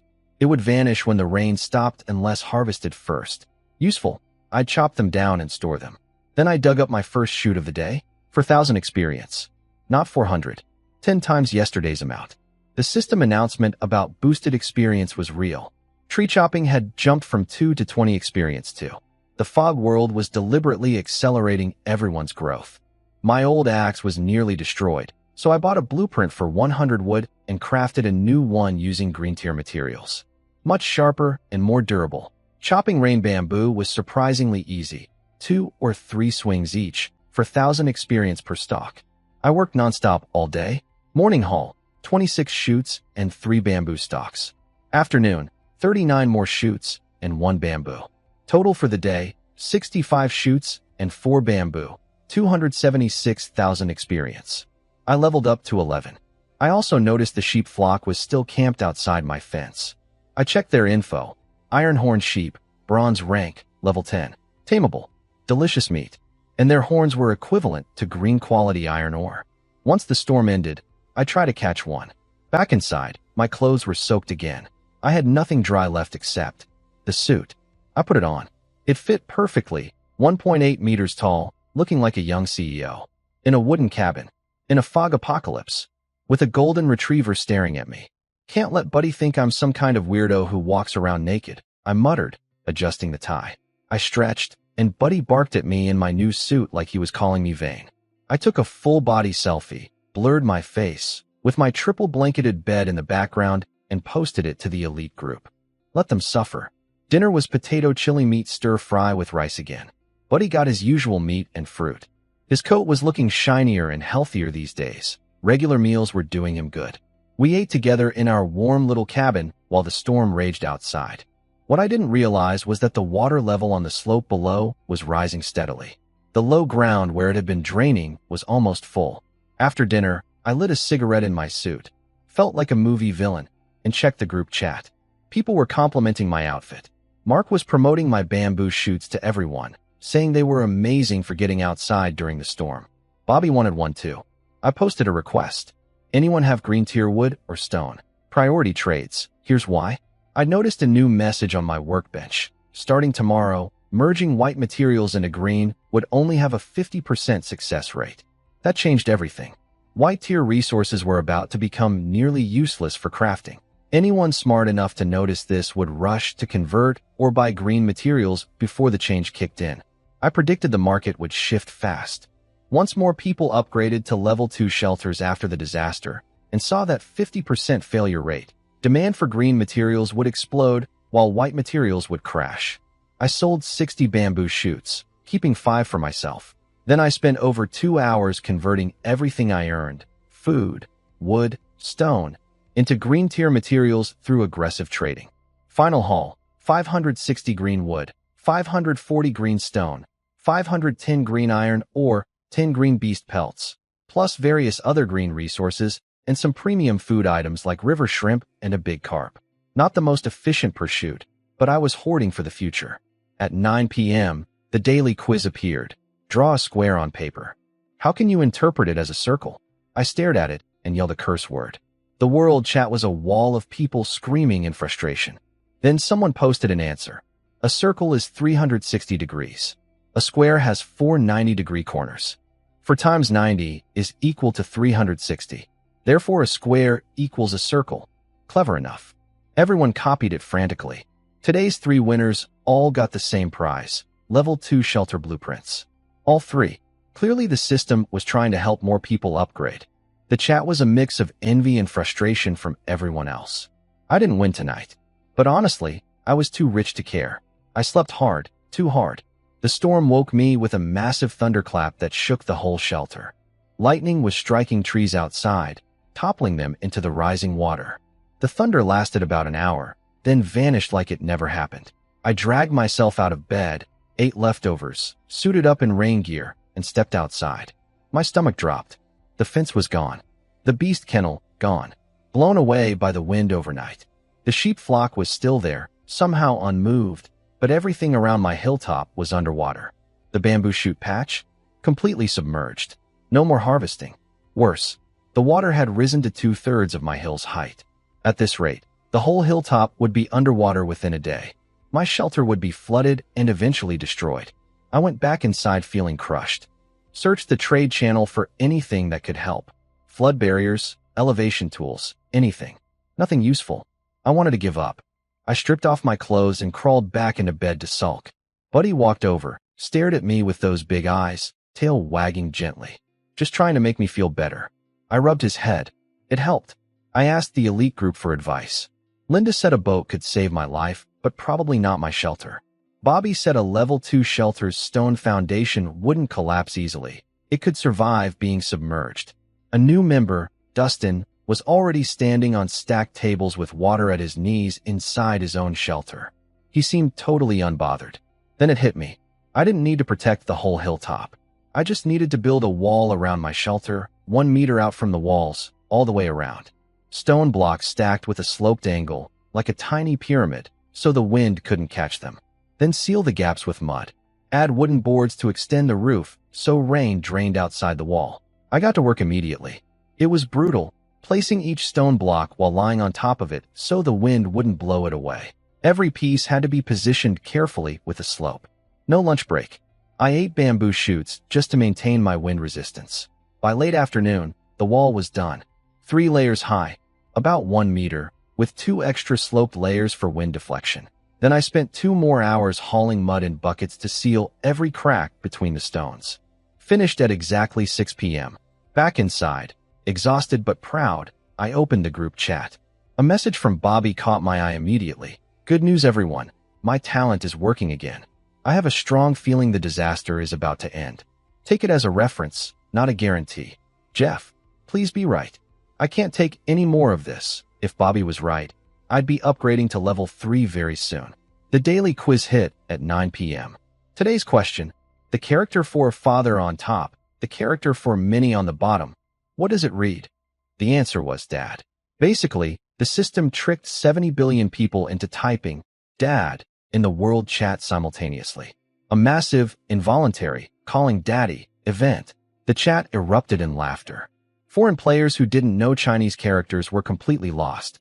Tonight's winners: Linda, blue quality level 2 treasure chest. Some guy with a ridiculous name, level 2 shelter blueprint. Another guy, level 2 shelter blueprint. Linda, our group admin. The elite chat went wild, demanding she open it live. She started a group stream. Her shelter looked tidy, food stacked in one corner, a pile of green peat moss in another. She was wearing clean athletic clothes, clearly unaffected by the storm. The guys in chat immediately started fawning over her figure. She opened the chest. For items, a squad rally card, a red carrot, a level 2 shelter blueprint, and a bedding set. The squad rally card was the interesting one. It let the user form a 3-person team. Team members couldn't attack each other, and the card holder became team captain with the power to swap members. People debated whether it was useful. Chase called it garbage since nobody could meet in person. But Bobby made a sharp point. Maybe this item exists because we'll be able to meet each other soon. Mark reported that he'd gone out chopping trees today and found 4 bronze treasure chests as drops. The boosted rates were real. He'd gotten experience pills and was almost level 10. He publicly thanked me for selling him the bamboo shoots. Everyone else regretted not buying. I picked up a useful detail. You only got chest drops and experience if you personally participated in gathering. Mark's beavers chopping alone produced wood, but no rewards. The chest drop rate was roughly 1 in 10 or so. After the group chat quieted down, Linda messaged me privately. Want to form a squad? I have the card. I'm picking you because you're the only bronze rank player in the group, strongest by far. I want to attach myself to a strong ally. She laid everything on the table. Her swamp had rich resources and fertile mud perfect for farming. Her talent was mind control. She could attack a creature's mind and stun it temporarily. Impressive. But I told her to wait until after the disaster. There was no point forming a team when we couldn't even see each other. And any of us could die before the storm ended. She took it well. I'll save you a spot. Good night. I closed my eyes. Buddy was already snoring. I joined him seconds later. I woke before dawn. Couldn't sleep. Lit a cigarette in the dark and just sat there. The entire hilltop was underwater now. The sheep were gone, swept away, or fled somewhere. But my makeshift stone wall held perfectly. Not a drop of water inside. It looked almost absurd, a tiny fortress in the middle of an ocean. Survivor count, 45.2 billion. Half the original population gone. The temperature had dropped to 3 to 7 degrees. But the death rate was slowing. Most of the weak had already been weeded out. The ones left knew how to survive. I noticed something interesting on my stats. Level 11 now required 250,000 experience, not the massive doubling I'd expected. The system had quietly reduced the scaling. Good news for everyone. At 8 a.m., I ate a bamboo shoot, suited up, and went out. Nothing but water in every direction. The bamboo shoot patch was completely submerged. Any mature rain bamboo that grew overnight had been swept away. There was nothing left to harvest. I checked the wall. Water was only 10 centimeters up the outside. Still plenty of clearance. I repacked mud into every crack for extra reinforcement. Then, drifting slowly through the flood toward my wall, a treasure chest. Just floating right to me. I waited, fished it out, and rushed inside. Blue chest. I didn't even take off my rain gear before ripping it open. 10 lighters, nice. A fishing net, useful. A grandma's foot wiping rag, what the actual. And a peach tree root, purple quality. The tree root was the jackpot. Plant it, and it grows into a special fruit tree. Eating the fruit gives experience. Purple quality meant serious experience gains. But there was a catch. It needed high-quality soil. Regular dirt wouldn't work. And it was just a tiny sapling. Who knew how long until it bore fruit? Plus, I need to protect it from future disasters. I had the treasure but couldn't use it yet. Like having a sports car with no gas. I stored it in the chest and tried to relax. Played with Buddy. Fed the stove. The blankets were getting damp from all the humidity. There was absolutely nothing I could do outside, just water everywhere. I started worrying about falling behind. Surely other people had stormproof tools too. Out of 45 billion survivors, even 1% with outdoor capability meant 45 million people out there grinding while I sat in bed. But then I looked at Buddy, took a breath, and told myself to stop spiraling. I was doing fine. Better than fine. Bobby posted in the group, "My prediction talent is getting clearer. The disaster will end within 2 days." I'm so confident that if I'm wrong, I'll live stream demolishing my own shelter. Jeff was nearly crying with relief. His shelter was barely holding on. I slept through the entire day, waking up at 8 p.m., just in time for the quiz. Didn't win tonight. All 3 prizes were level 2 shelter blueprints again. I checked the shelter, fed Buddy, crawled back into my damp bed, and prayed Bobby was right. Water was still rising. By morning it reached a third of my wall's height. I spent half an hour repacking mud into every gap, then retreated back inside with nothing to do. Mark messaged me. He'd hit level 10 and triggered his bronze promotion quest. Kill a horned dog. He offered 100 wood for my advice. Easy money. I told him to buy some black powder bombs, get proper armor and weapons, and use his beaver army to swarm the beast first before finishing it himself. I didn't mention Buddy helping me with my own wolf kill. He thanked me and sent the wood. Boredom was becoming its own kind of torture. I considered building the small boat, but the wind would flip it instantly. So I just sat there. Some survivors were handling the boredom in creative ways. I joined a group called Die Happy, 200 members. Inside, a woman was doing a suggestive dance on livestream, charging 10 would to join a VIP group. I left immediately.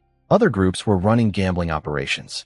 Some people lost everything, including their last food, and were basically waiting to die. All the worst parts of the real world, recreated in days.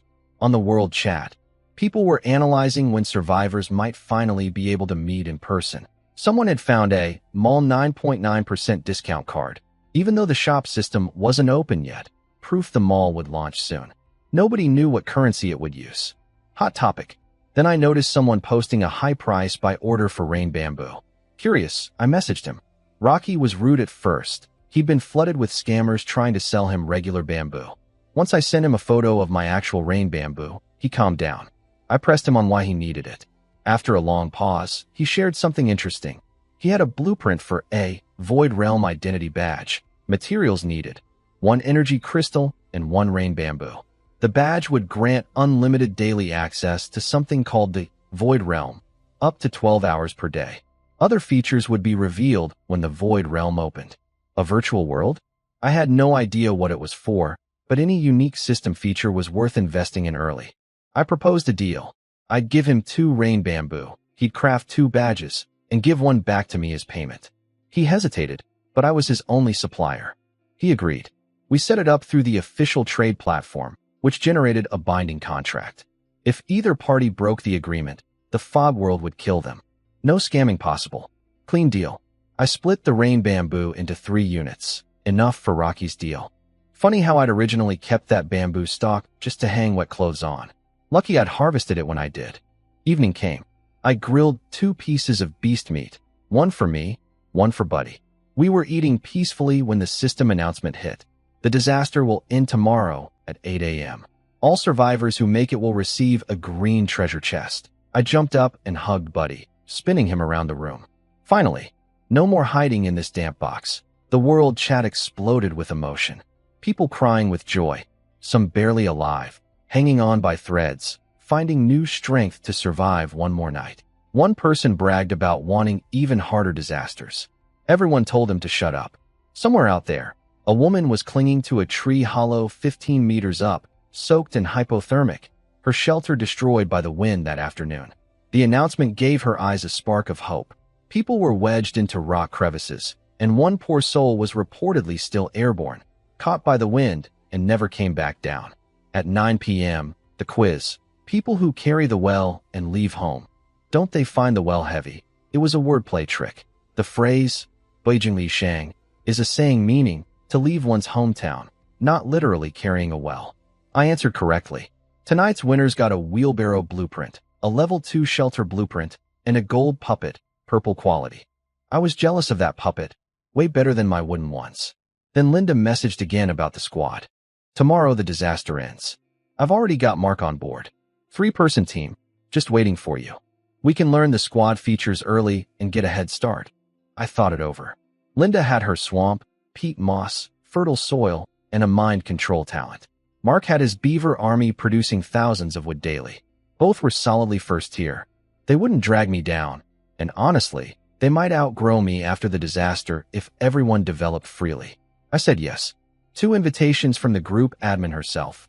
I'd be rude to refuse. Linda was thrilled. She said she'd activate the squad rally card tomorrow morning.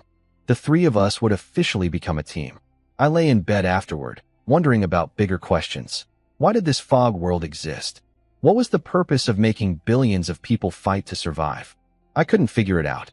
My shelter was still surrounded by floodwater with no sign of it draining. The more I thought, the more anxious I got. So I stopped thinking entirely. Tomorrow would be different. Tomorrow the storm would end.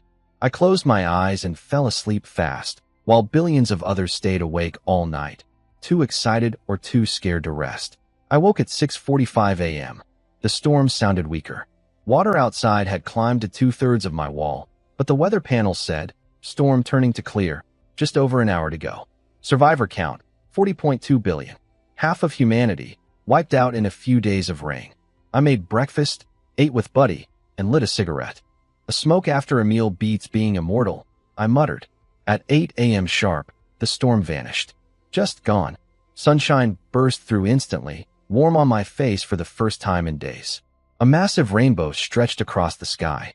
Buddy bolted outside and started running laps around the shelter, pure joy.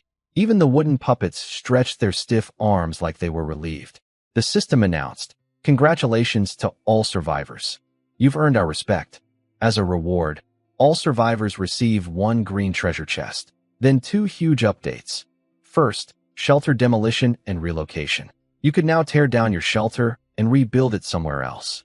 Materials wouldn't be refunded, and you'd start from level 1 again, but you wouldn't need blueprints anymore. This was exactly what I needed. My hilltop was too low. Next disaster could drown me. Second, the Void Realm was now open. I checked the details immediately. Every survivor could enter the Void Realm twice daily, 3 hours per visit. Inside, you could set up market stalls, trade face-to-face, and socialize. Most importantly, you could invite someone from the Void Realm back to your real shelter for up to 3 hours. People could finally meet. That meant real alliances, real commerce, and real danger. Someone could accept your invite, enter your shelter, and kill you for your stuff. Trust would matter more than ever. My Void Realm identity badge from the deal with Rocky gave me unlimited entries and double the stay time, 12 hours instead of 6. That advantage would pay off eventually. I resisted the urge to explore the Void Realm immediately. Priority 1, upgrade to level 3. But then I realized the ground was still flooded. I couldn't build anything in standing water. I'd have to wait for it to drain, probably by afternoon. This also confirmed my decision to relocate. The hilltop was too short. I needed higher ground for the next disaster. Linda messaged me. She'd activated the squad rally card. I accepted the invite. Our three-person team was official: me, Linda, and Mark. She invited me into the Void Realm to hang out, but I declined. Too much real work to do first. I started organizing all my supplies and resources, preparing for the move. The water was already receding. By afternoon, I'd find a new home. I hung my damp blankets on the steel iron trees to dry. They were almost moldy after days of humidity. The fence in Buddy's kennel were gone, destroyed by the storm. Buddy barked furiously when he saw his little house missing. I promised him a bigger one. He calmed down barely. By afternoon, the water drained fast. I checked where the rain bamboo had grown, completely bare, as if nothing had ever been there. I dug half a meter down with my pickaxe. Nothing. The shoots had vanished into some kind of void. I kicked myself for not storing more bamboo inside my walls before the flood carried them off. I searched in the direction the water had flowed, picking up scattered rain bamboo stalks as I went. Found several over a few hundred meters. The salt mine was intact. Good news. But I still hadn't found a proper new location for my shelter. Then I reached the waterfall. I looked up, about 10 meters high, not too steep. I climbed up the gentler left side. The top was perfect. A flat plateau of roughly 5,000 square meters, backed by a mountain on one side. A small stream ran across it, feeding the waterfall below. The ground was level. The elevation was much higher than my current hilltop. Close to the salt mine. Water source built in. This was the spot. It was nearly 6 p.m., so I headed back. Tomorrow morning, I'd relocate. After dinner, I put on my suit, washed my hair with the shampoo from the chest, and entered the Void Realm with Linda and Mark. The Void Realm was a massive plaza, enormous, packed with survivors. People were already sitting on the ground with goods spread out, hawking their wares like a giant open-air market. Nothing caught my eye, mostly basic materials. Linda used the squad's rally feature to teleport us together. First time seeing each other face to face. Linda was tall, athletic build, wearing clean black sportswear. Pretty face, bright skin, confident eyes, warm smile. She looked like the girl next door. If the girl next door could mind control beasts. Mark was the opposite. Big, broad, dark-skinned, buzz-cut. Looked like a friendly bear. Exactly the kind of guy who'd command 200 beavers. Looking sharp in that suit, Mark laughed. We chatted about progress. Mark had passed his bronze promotion quest. Linda had triggered hers and needed help killing the target beast. We agreed to assist tomorrow. Mark mentioned a huge stone monument in the center of the plaza. It said shops could be opened in the Void Realm eventually, but the feature wasn't active yet. We were all excited about that. Organized stores would be way better than the chaotic ground stalls. We wandered around together. My suit attracted constant attention. Multiple groups approached us, trying to recruit us into their organizations. We declined them all. Most of these guilds were barely organized, people using the team-up concept to scam resources from trusting members. And it was already happening. On the very first day of the Void Realm, some survivors had naively invited strangers to their real shelters. Those strangers killed them and stole everything. Word spread fast. Nobody would be trusting anyone with shelter invitations for a long time. The Void Realm was already showing humanity's dark side. We watched a chubby guy begging a blonde woman, apparently his wife from the real world, to come back to his shelter. She mocked him viciously, called him worthless. Then the moment he mentioned he had mushrooms to eat, her eyes flashed with something dangerous. She softened her tone, agreed to go with him. They teleported away together in a flash of light. That man was probably already dead. We wandered a bit longer, then headed home before the 9 p.m. quiz. I didn't win tonight either. Back in my shelter, I remembered the green chest every survivor got for enduring the disaster. I cracked it open. Toothbrush set. A box of condoms. A Void Realm identity badge blueprint. And a garden protection shield. The badge blueprint was huge. I could now mass-produce them myself with rain bamboo and energy crystals and sell extras. No more depending on Rocky. The garden shield was even better. It created a protective dome over my garden plot, shielding plants from disasters and weather. It even accelerated growth by 5% and ignored seasons entirely. It ran on energy crystals. More crystals meant a stronger shield. This meant I could finally plant my wheat and cotton without fear. Linda sent me a photo. A sneaky shot of the two of us standing together in the void realm, with Mark cropped out. I had no idea what that was about. She didn't reply when I asked. Women are mysterious. Next morning, I got to work on the big move. First problem, I had 30 wooden puppets to build for the heavy lifting. I bought 30 wisdom fruits, 10 wood each. Food prices had crashed after the disaster. And 30 energy crystals, traded my last 24 units of salt for them. Note to self, get back to salt mining immediately. 30 puppets stood in formation outside my shelter like soldiers awaiting orders. I sent them marching, back and forth, hauling every piece of stone from my flood wall, every resource, every item, up to the cliff plateau I'd found yesterday. Once everything was moved, I demolished the old shelter. White flash gone. The living soil popped out of its void pocket, floating in the air. I grabbed it like a newborn baby and carried it to the new location. I placed it in the center of the plateau. The system complained, not enough basic materials. Right. Starting from level 1 again. I quickly bought 200 white wood and stone from the market. Then the upgrades cascaded. Level 1, confirmed. Level 2, conditions met, upgrade. Level 3, conditions met, upgrade. 3 flashes of white smoke, one after another. Level 3 shelter, complete. The level 3 shelter was incredible. 70 square meters of solid green tier stone construction, seamless walls, a proper roof, and an actual window. Inside, wooden floors, ceiling lights powered by energy crystals, and 5 separate areas: kitchen, bedroom, storage room, living room, and a small bathroom with a floor drain. I could take bucket showers now. Each room had a light switch. The workbench sat against the living room wall, and 10 energy crystals were embedded in wall slots to power everything. The fog clearing range expanded to 1,500 meters. New buildable structures, stone walls, beast kennel, garden, and a fireplace. I checked my remaining green materials: 150 stone, 960 wood. I built the kennel, 150 green wood, and garden, 200 green wood, first. The kennel was massive now, 50 square meters with a tall ceiling. The garden generated rich black soil across 50 square meters. I planted everything I had: cotton seeds, potatoes, rice, wheat, and the precious purple tear peach tree root. Activated the garden protection shield with 1 energy crystal.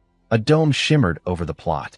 Disaster-proof, season-proof, with 5% growth acceleration. For the walls, I traded 550 green wood for green stone at 1:1.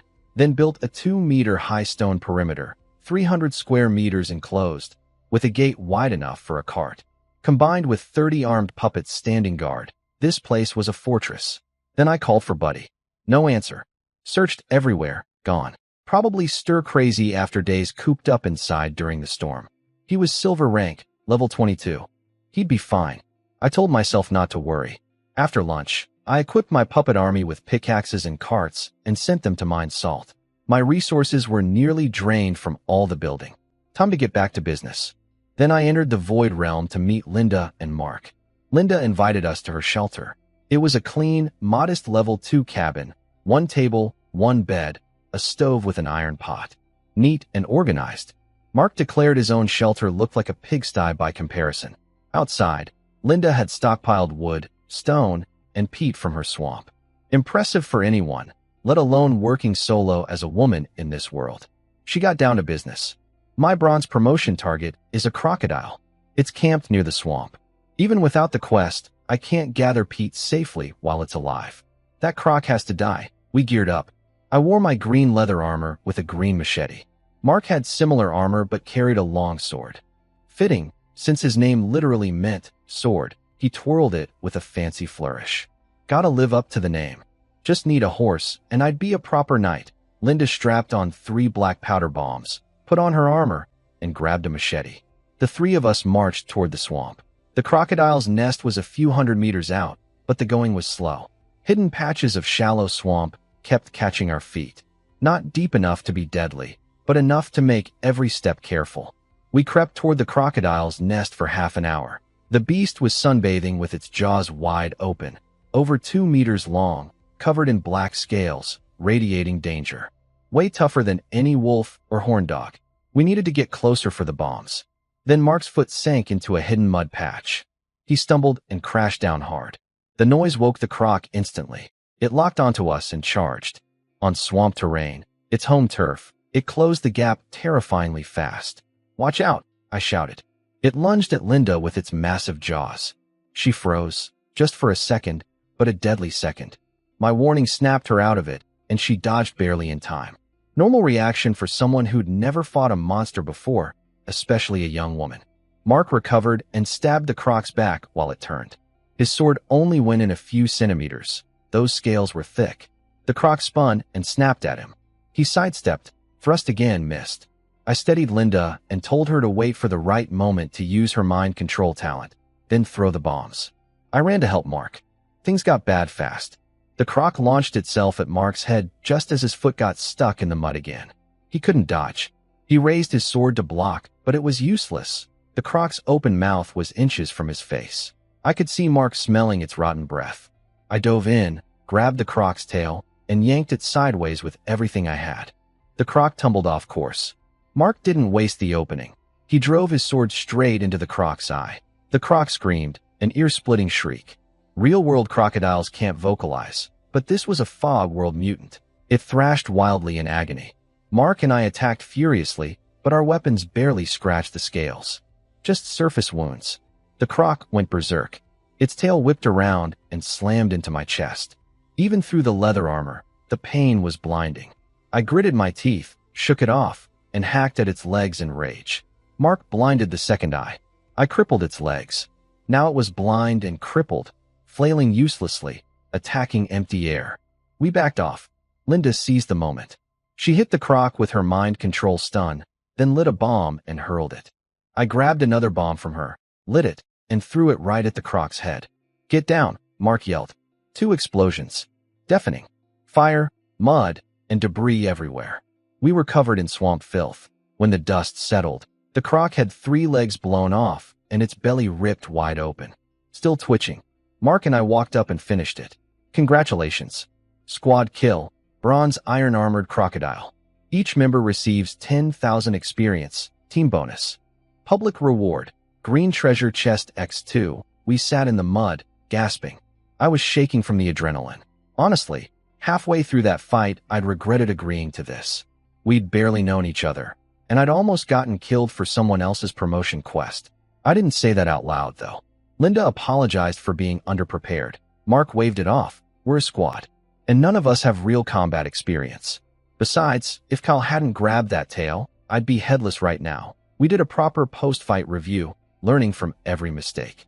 The experience brought us closer, but also drove home how dangerous beasts really were. Next time, no fighting without overwhelming preparation. We split the loot. Linda refused her share since we'd solved her croc problem and completed her quest. Mark and I each got 3 green quality meat pieces, half a damaged croc hide, 5 croc teeth, and 1 green chest. Fair deal. Dangerous work deserves fair pay. We limped back to Linda's shelter, covered head to toe in swamp mud, laughing at how ridiculous we all looked. Linda gave us each 10 units of dried peat moss. The stuff worked as medicine for bug bites, infections, and even colds, worth twice as much as my crude salt on the market. Linda invited us to stay for dinner, but we were too filthy to enjoy anything.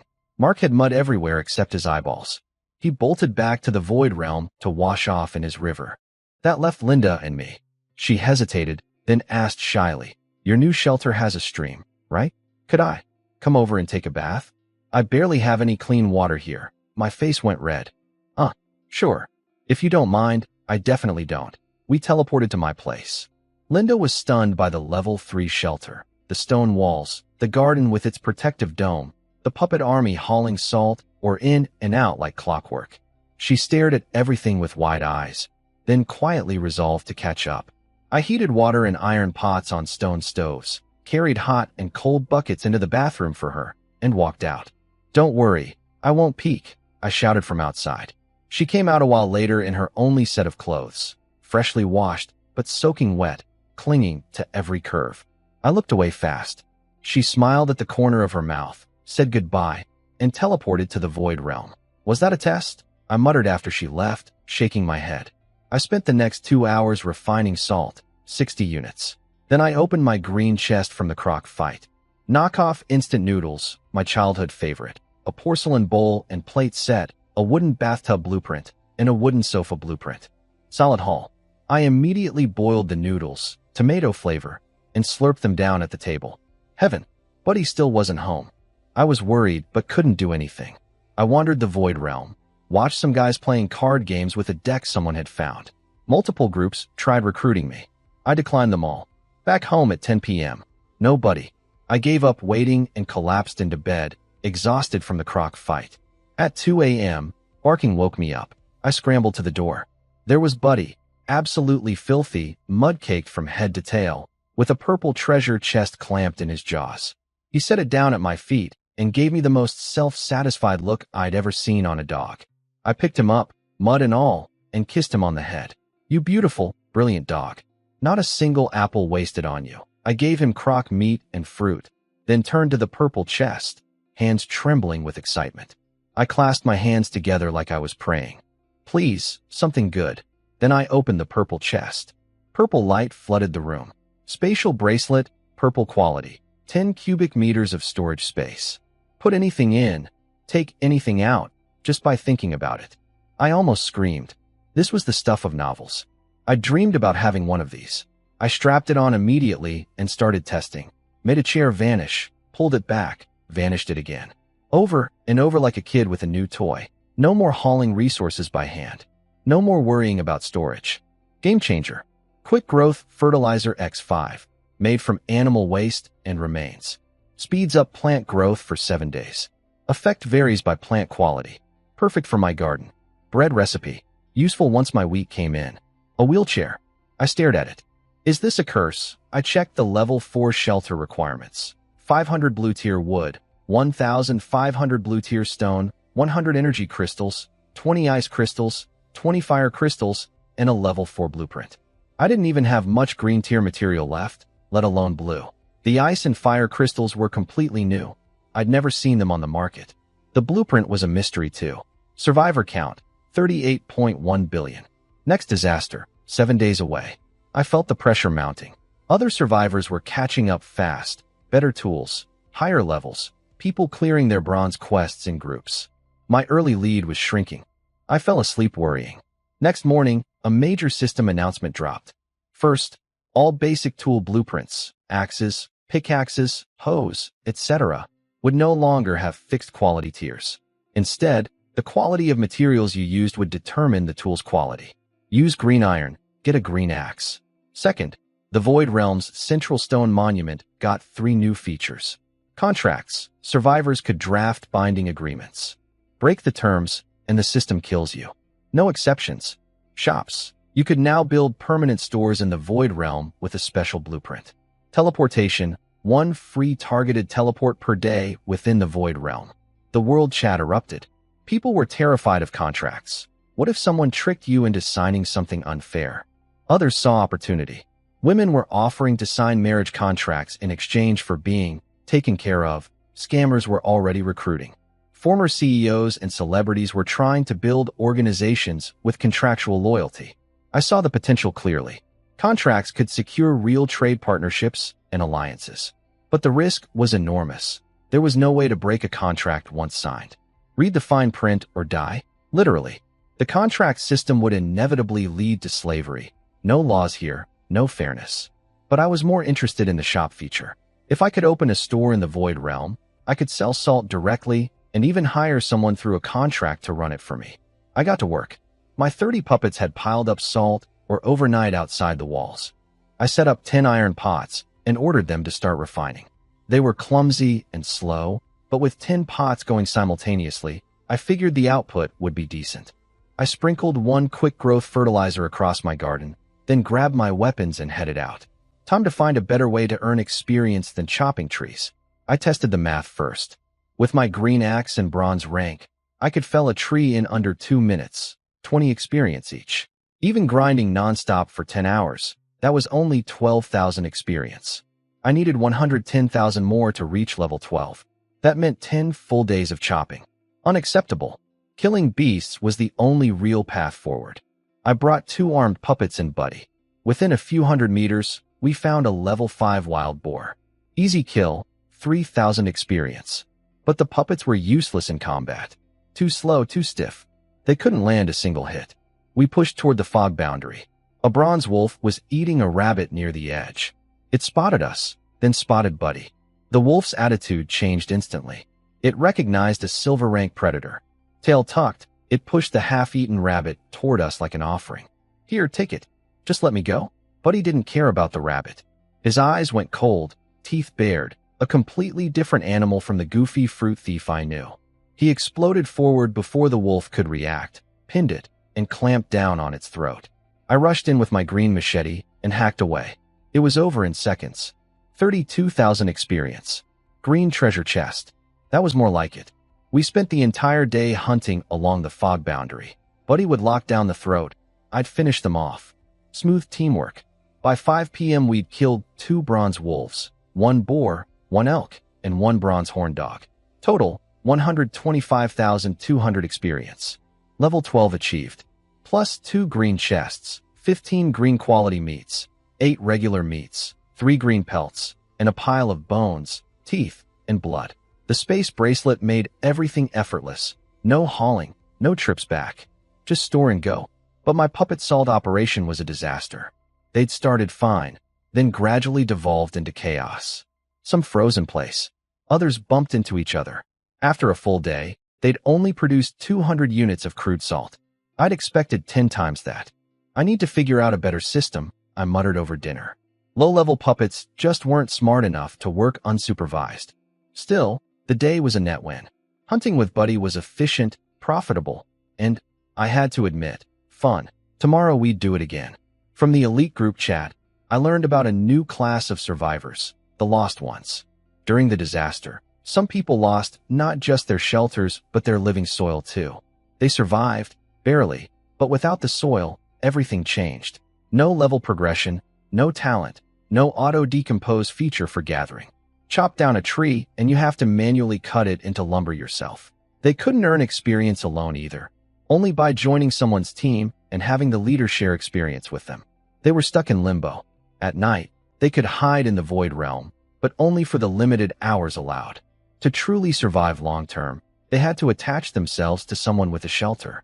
And now, with the contract system live, that meant signing unequal agreements, giving up freedom in exchange for protection and food.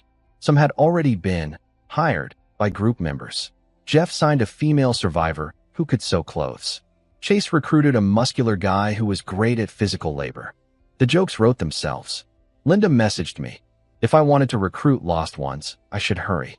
There weren't many, and they were going fast. The 3 of us met in the void realm. Linda wore a new athletic outfit she'd traded for. Mark showed up in a suit. He'd been obsessed with mine ever since he first saw it. I pulled out cigarettes and offered one to each of them. Mark's eyes went wide. You're my father now. Where did you get these? He grabbed one instantly. Linda waved hers away with exaggerated disgust. I hate smoke. Mark and I stood there puffing away. Other survivors trailed behind us, desperately inhaling our secondhand smoke, waiting to grab the butts when we finished. People offered to buy at outrageous prices. I refused every one. These were irreplaceable spiritual fuel. Linda dragged us toward the central monument. The scene there was intense. Lost ones sat in a row near the stone, negotiating with potential employers. A guy in glasses was shouting, "Professional contract drafting." I was a lawyer back home. Only 10 wood. A bald guy next to him undercut him at 5 wood. They immediately started screaming at each other. Some people were selling pre-made slavery templates, contracts designed to give the employer total control with no way out. Others were reselling lost ones they'd already signed, like trading property. The lost ones tried to negotiate fair terms, but they had almost no leverage. The best they could hope for was a decent employer who wouldn't abuse them. Some were genuinely kind people just trying to survive. Others were desperate enough to accept almost anything. And there was no way to know if a smiling stranger would turn out to be a monster once you were trapped in their shelter under contract. Mark found his pick quickly, a former chef. Mark had been living on boiled potatoes for days and was drooling at the thought of real cooking. They negotiated terms, reviewed the contract carefully, and signed at the monument. The contract gave Mark authority over the chef's actions and even his thoughts. Any intent to harm Mark would trigger instant death by the system. Harsh, but that was the fog world's version of employment law. Linda found her pick, a female lost one who'd been a seamstress in the real world. Perfect for a woman who'd been stuck in the same outfit since arriving. The seamstress figured a bronze-rank female employer was a safer bet than most options, so she signed quickly. I kept browsing. One lost one, a medical doctor, was refusing every offer. She demanded an equal contract, full freedom, no control over her thoughts. Nobody was stupid enough to agree to that. She clearly hadn't accepted her situation yet. Then I noticed a tough-looking young woman turning down one negotiator after another. I walked over. Hi, interested in talking? I won't sell my body. If that's what you want, leave, ice cold. You're overthinking this. Can you work? Her tone softened slightly. I grew up doing every kind of farm and household chore. Nothing scares me. Her name was Daisy. Single-parent household, raised doing hard labor. No pampered princess. Exactly what I needed for salt mining and general operations. If there are no issues, let's sign at the monument. She hesitated. I showed her my level 3 shelter stats. Her eyes went wide. She'd never seen anyone with a level 3. She signed immediately. All three of us found our people. Lost ones were limited in number. By tomorrow, most would be claimed or dead. Without living soil, they couldn't repel the fog at night. The wilderness after dark was a death sentence.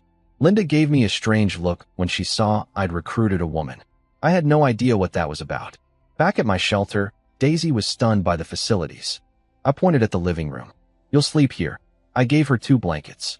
She stood there awkwardly, then admitted she hadn't eaten all day. I opened the storage room door. Help yourself. Or eat my leftover rice if you don't mind. She grabbed the rice and devoured it like she hadn't seen food in days. No manners, no shame, just pure hunger. Eat, sleep, and tomorrow I'll show you around and explain the work. I turned to Buddy. And you, don't bully her. Buddy didn't even lift his head. I went to my bedroom, nearly passed out, then remembered I hadn't opened today's green chests. Sleep vanished instantly. First chest, Monster Lure Incense X5, attracts bronze beasts within. 200 meters for 1 hour. Monster Repel Incense X5, drives bronze beasts away for 1 hour. Toilet Paper X5. Finally, no more leaves and rocks. And Peanut Seeds X20. The incense combo was brilliant. Lure beasts to a kill zone, then burn repel incense when I needed safety. The toilet paper alone nearly made me cry with joy. Second chest, Synthesis Lucky Cards X5. Guarantees 100% success when merging white materials to green at the workbench, up to 100 units each, a pack of green quality tea leaves, athletic pants, and a bottle of mineral water. The lucky cards were valuable, 500 guaranteed green tier resources total. I could use them or sell them for a nice profit. Peanut seeds would go in the garden tomorrow. Good yield crop, versatile uses. I lay back down, satisfied with the haul. Tomorrow, more hunting, more salt, more progress. Sleep hit me like a truck. I woke to the smell of cooking. Daisy had already made potato stir-fry with meat and a bowl of rice porridge. She was sitting quietly, waiting for me to get up. Having someone take care of things felt incredible. Back home, I'd worked 25-hour delivery shifts and never dreamed of hiring help. I noticed she only had one bowl of porridge set out for me. Where's yours? I'll just eat a potato, she said, pointing at a boiled one on the table. From now on, we eat together. One extra mouth won't break me. She looked at me with something like gratitude, nodded silently, and started eating. Buddy came trotting over, tail wagging, completely comfortable around Daisy already. I smacked my forehead, forgot his breakfast.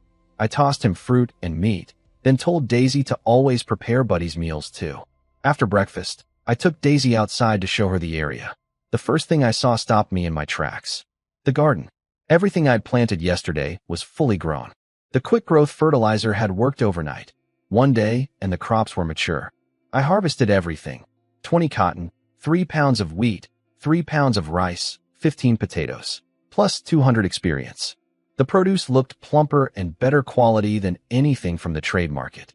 The yield was modest since I hadn't planted the whole plot, but enough for daily consumption with some leftover. I replanted immediately while the fertilizer was still active, half rice, half peanuts. The peach tree sapling had already grown half a meter tall, leaves swaying in the breeze. It wouldn't be long before it bore fruit. I taught Daisy the salt refining process and assigned 10 puppets to assist her. Only 10. Yesterday proved that too many puppets just created chaos. With a human supervisor, things should run smoother. Then Buddy and I headed out to hunt. I lit one of the monster lure incense sticks and hid in nearby grass. 10 minutes later, a bronze wolf drifted out of the fog zone, nose in the air, eyes glazed over. The incense made it almost drunk, completely unaware of danger. "Buddy, go," he pounced. The wolf never saw it coming. Throat lock, violent shaking, my machete finishing the job. 25,000 experience. Green chest. We repeated this all day. Light the incense, hide, ambush, kill, clean up the blood, relocate, repeat.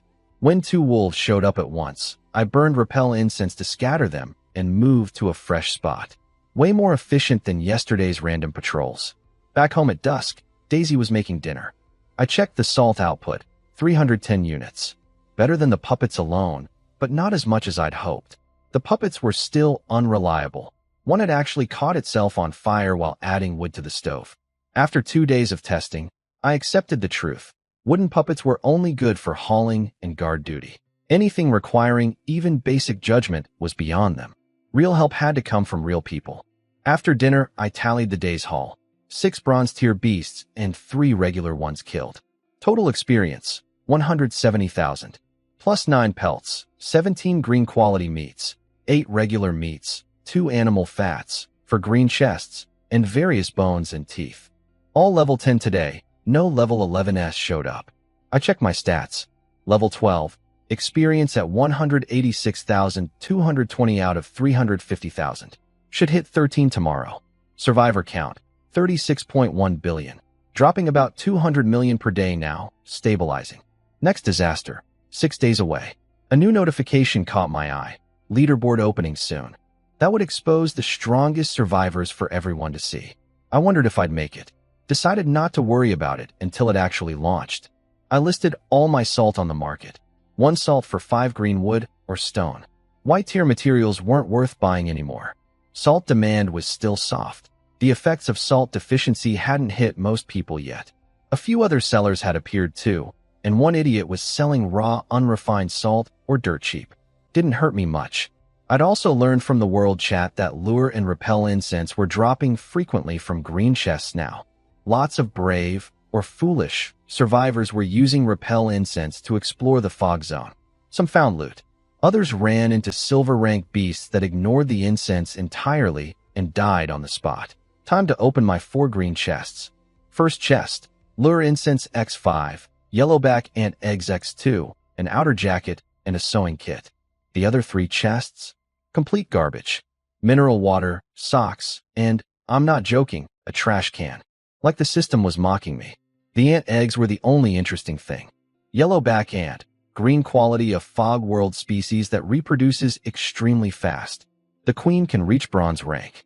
In large enough numbers, they become a genuine threat to other creatures. My mind immediately went to ant armies. In old movies, army ants would strip everything in their path to the bone.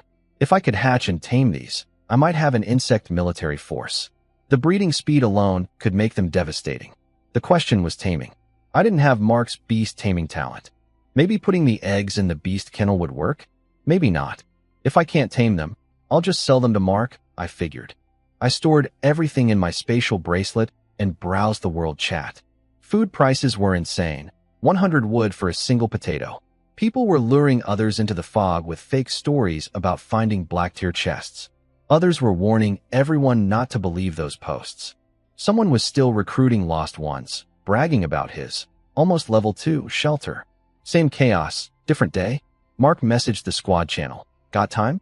Meet me in the Void Realm. I noticed my Void Realm identity badge had been updated.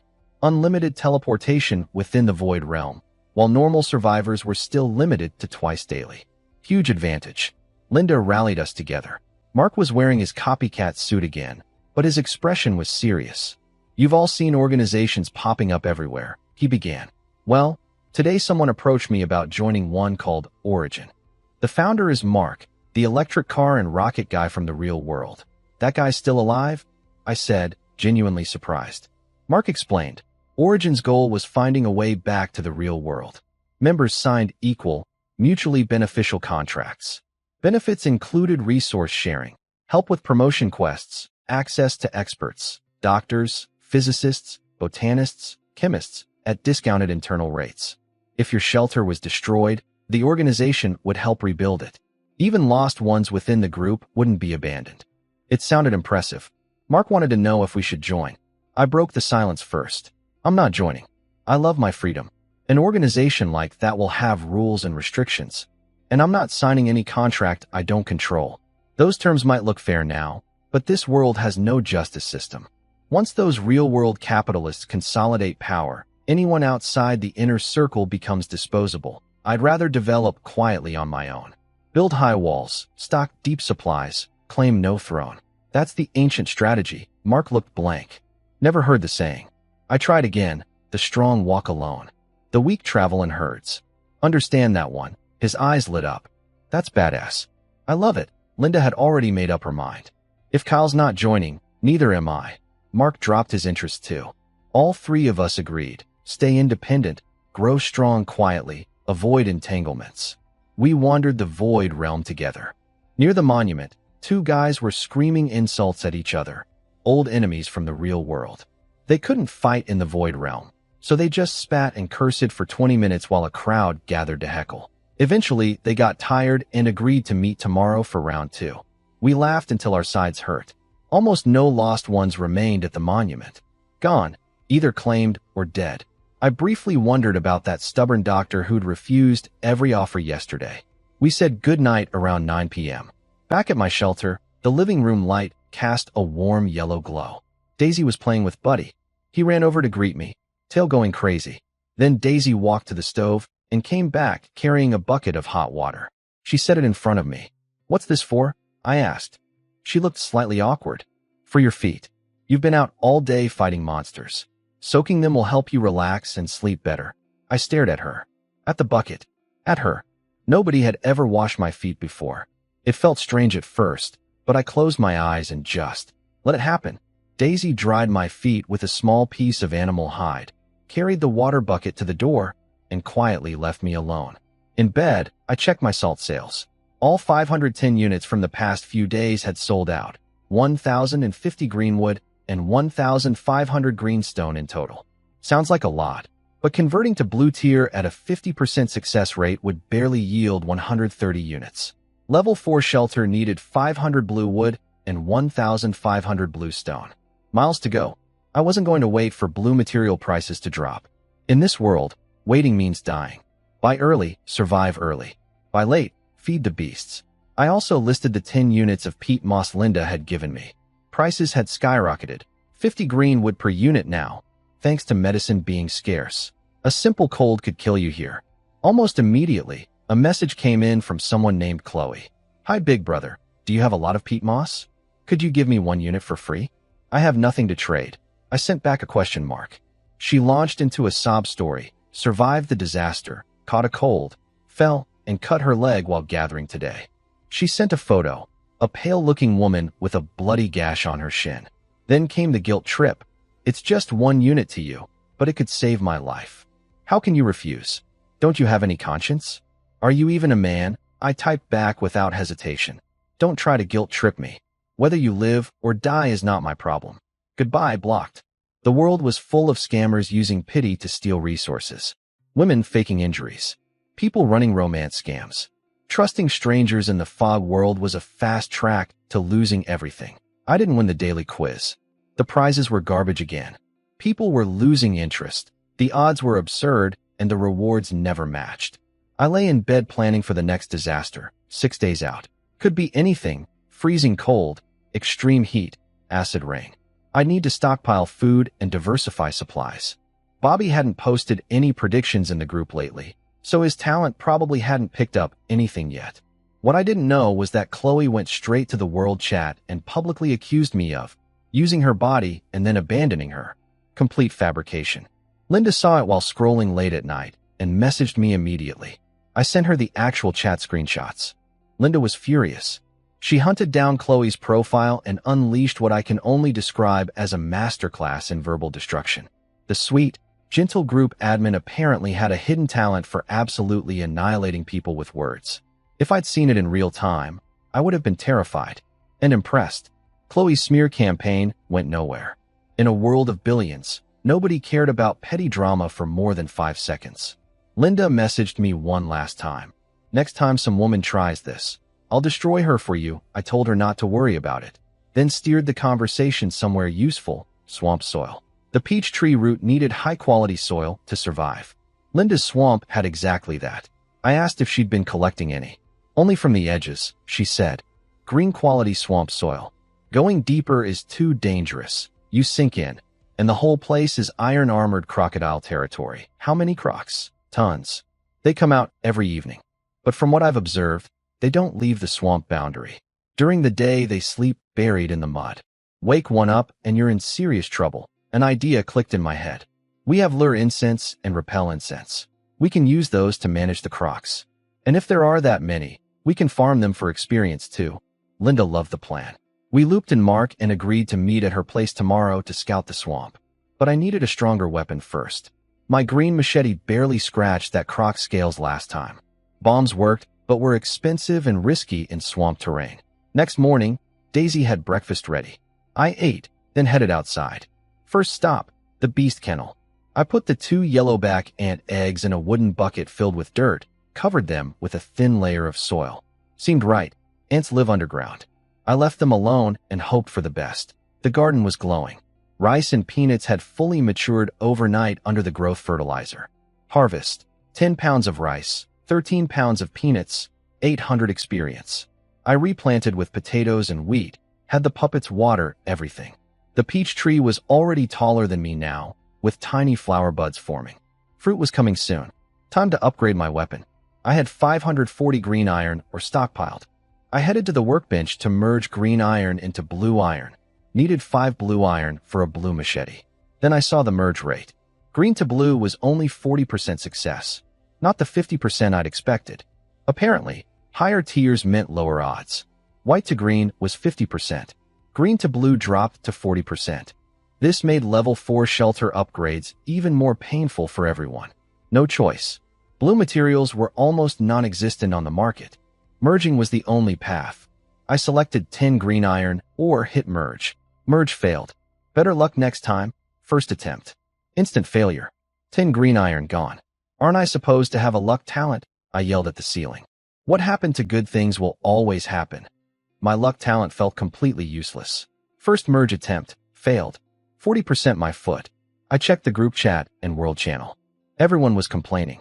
Some people had success rates below 10%. The 40% felt like a lie.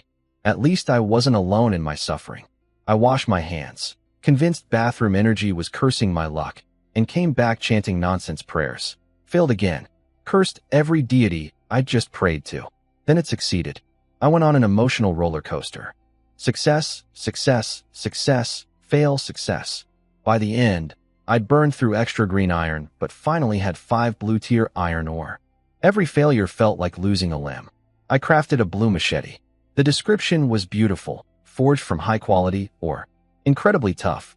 Cuts through iron. Devastating to beasts. Can be modified. Modified? The workbench immediately detected something. My 200 gold ore from forest could be used as modification material. Conditions already met. I didn't hesitate. White flash, modification complete. Gold back machete, blue quality. Same base stats, plus 2 new effects. Bleed. Every hit causes continuous blood loss. Intimidation. Chance to reduce attack power of any beast silver rank or below. The bleed effect alone was a game changer. Hit once, walk away, and the beast bleeds out. Intimidation was a cherry on top. I told Daisy to keep refining salt, then headed to the Void Realm. I checked Buddy's info before leaving and nearly choked. He'd leveled up to 23 without me noticing. Must have gained experience from our hunting trips together. I wanted to bring him to the swamp, but it was too risky. Swamp terrain plus a hyperactive dog meant trouble. I rubbed his head and promised to be back soon. Linda and Mark were already waiting. Mark was wearing a full-face motorcycle helmet. What is that? I asked. He grinned under the visor. Remember the croc that almost bit my head off? Bought this helmet off the trade channel last night. Nobody's getting my skull this time. Linda and I burst out laughing and gave him a thumbs up. Once bitten, twice helmeted, I said. We teleported to Linda's shelter and headed for the swamp. At the edge, I grabbed a handful of mud and checked its info. Ordinary swamp soil, incredibly fertile from centuries of decomposed plant matter. Linda explained, "This is just regular quality at the edge. Walk deeper and you'll find green quality soil. Blue quality might exist further in, but I've never gotten that far." The swamp stretched out before us, enormous, most of it disappearing into the fog zone. Even the visible portion was more than enough to explore. Linda led the way into the swamp. She'd spent days mapping the edges and knew which paths were safe.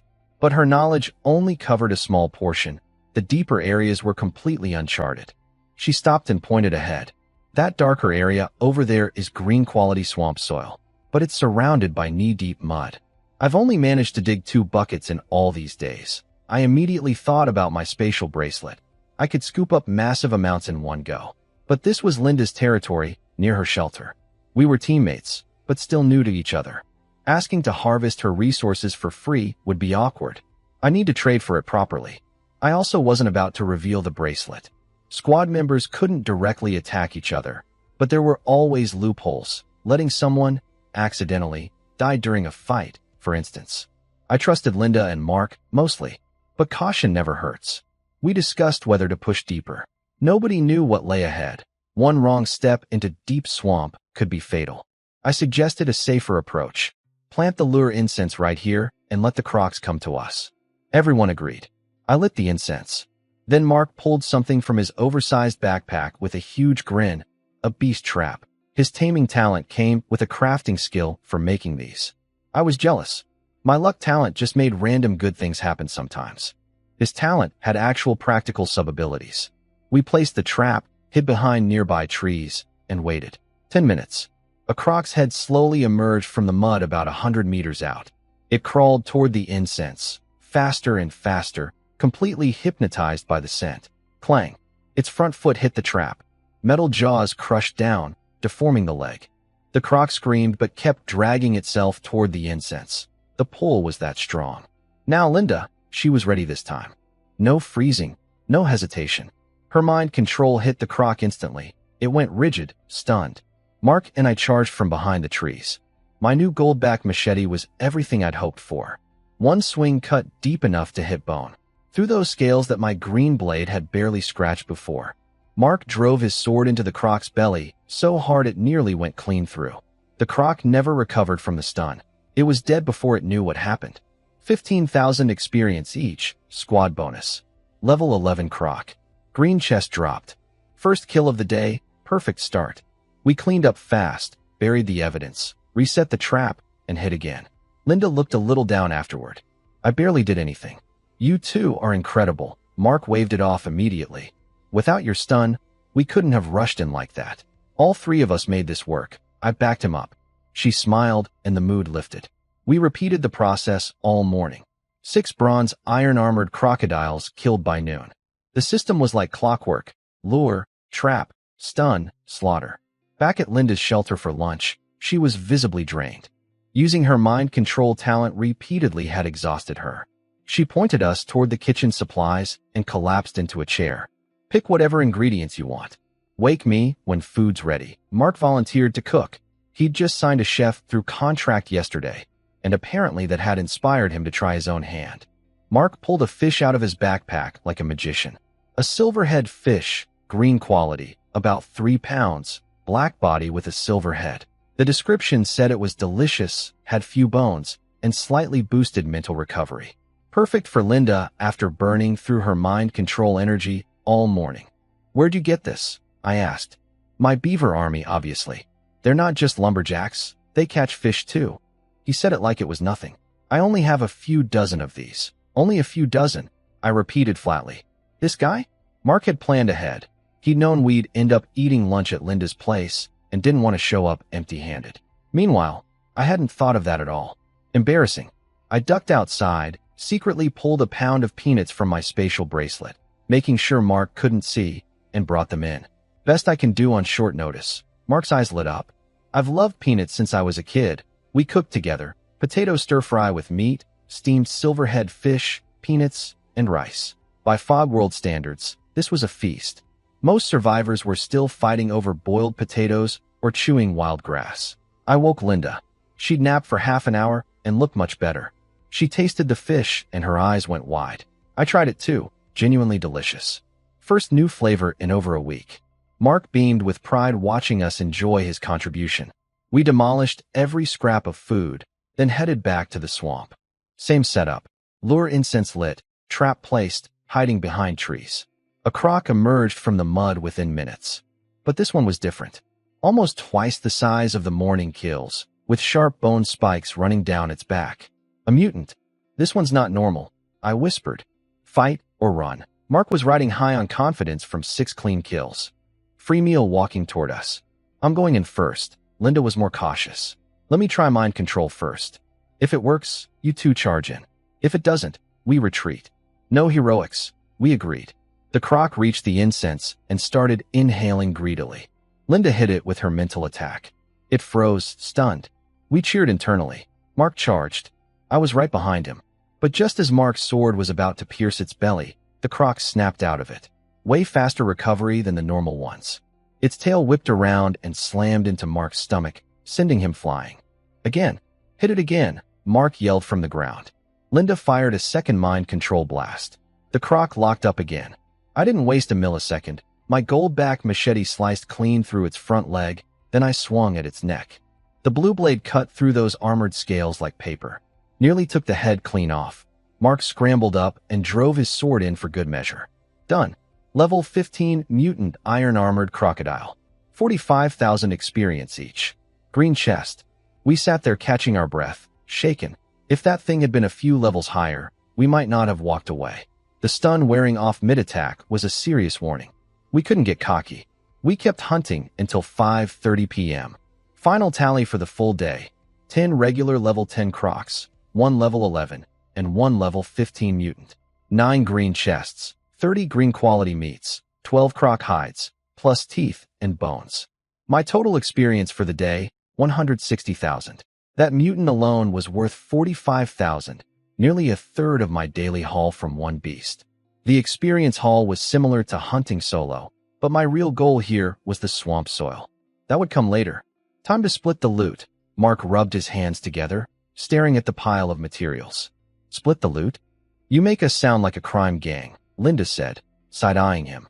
We divided everything equally, except the mutant croc hide. Mark and I gave that to Linda. It was her territory, and her contracted seamstress could turn it into superior armor. Fair's fair. My share, 3 green chests, 10 green quality meats, for croc hides, and assorted teeth and bones. Good day. Mark and I teleported home through the Void Realm. I made it back at exactly 6 p.m., just as the fog rolled in. First thing I checked, the ant eggs in the kennel. Nothing. No signs of hatching. I had no idea what I was doing wrong, but couldn't think of a better method. The garden looked healthy. Tomorrow's harvest was on track. The peach tree was growing steadily. Flower buds were forming. Inside, Buddy tackled me the second I walked through the door. Tail wagging furiously, half greeting, half complaint for leaving him behind. Daisy had dinner ready. Afterward, she brought me hot water for my feet again. I was getting used to this. How much salt today? I asked while soaking. She looked quietly proud. 370 units. Nice. Way better than yesterday. Keep it up and I'll find you a husband someday. She gave me a look that could curdle milk. She mentioned that several puppets had stopped working entirely. Probably drained energy crystals. I'd check tomorrow. I stored all the meat and supplies, told Daisy to start making jerky and salted meat for preservation, then cleaned up and got into bed. I checked the market. Food prices climbing steadily as the next disaster approached in 5 days. Salt was holding at 1 unit per 5 green wood/stone, stable for now. I listed all my salt for sale and bought 50 energy crystals as backup for the garden shield. Level 13 now. Experience, 288 out of 400,000. Survivor count, 35.8 billion. Only 30 million fewer than yesterday. The lowest single-day death toll since arriving. The Void Realm was helping people find family and form alliances. Some survivors were even destroying their own living soil on purpose to become lost ones, just so they could permanently live in a family member's shelter without time restrictions. Risky, but understandable. I lay there thinking about my assets. A blue machete, 30-something puppets, some broken, Buddy, and that was basically it. Not enough cards to play if things got serious. The ant eggs were my wild card. If they hatched and could be tamed, an insect army could change everything. Please let it be one male and one female, I thought. If they're both males, all they can do is fight each other. Completely useless. All 370 units of salt sold fast at 1:6 greenwood ratio. I'd tested 1:10 earlier, way too slow. But 1:6, 1 unit above the market average, flew off the shelves. That confirmed salt was worth about 5 to 6 green materials right now. I'd considered buying food with salt and reselling during the disaster panic for profit, but it was too messy. Food had no standard pricing. Every buyer haggled forever. Half an hour of arguing to sell a few units. Much easier to just set a fixed material price and let it auto-sell. Total from today's salt, 2,220 greenwood. Combined with leftovers, I now had 3,330 greenwood stockpiled. Time to merge it all into blue. I tested 3 singles first. Fail, fail, success. Not great. Then I said screw it and dumped all 3,300 units in at once. Closed my eyes. Chanted some nonsense prayers. Result, 198 blue wood from 3,300 green. About 60% success rate. Way above the supposed 40%. My luck talent had come through big time. I praised every deity in existence. Riding that high, I immediately merged my 1,560 green stone. Result, 40 blue stone. 40. Out of 1,560. That was roughly 25% success. I lost my mind. I stood there screaming at the workbench for a solid 5 minutes. My blood pressure, which had been low my entire life, was suddenly cured. Still furious, I rage opened all 3 green chests from today's crock hunt. The one good item, a blue synthesis lucky card, guarantees 100% success merging into blue tier materials up to 100 units. The moment I read that, I almost blacked out. Why didn't I open the chests before merging? I howled at the ceiling. If I'd used this card on the stone merge, I would have gotten 100 guaranteed blue stone instead of 40. That was 60 blue stone gone. Equivalent to half a day's salt production. Just evaporated because I opened boxes in the wrong order. Buddy ran over and licked my hand, trying to comfort me. The rest of the chest loot? A mud sled blueprint, a kneeling board for moving through swamps. Could be useful at Linda's place. 5 eggs. A phone case for a phone that doesn't exist here. And an anime girl body pillow. A phone case? A body pillow? I was losing it. I posted the items in the elite group chat. Bobby immediately wanted the pillow. Chase said he'd once opened a pair of socks so foul, they were practically flammable.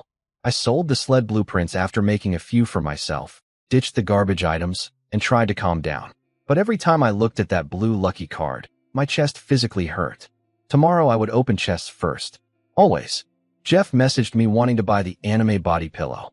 Offered 10 green wood, way above what a normal pillow was worth.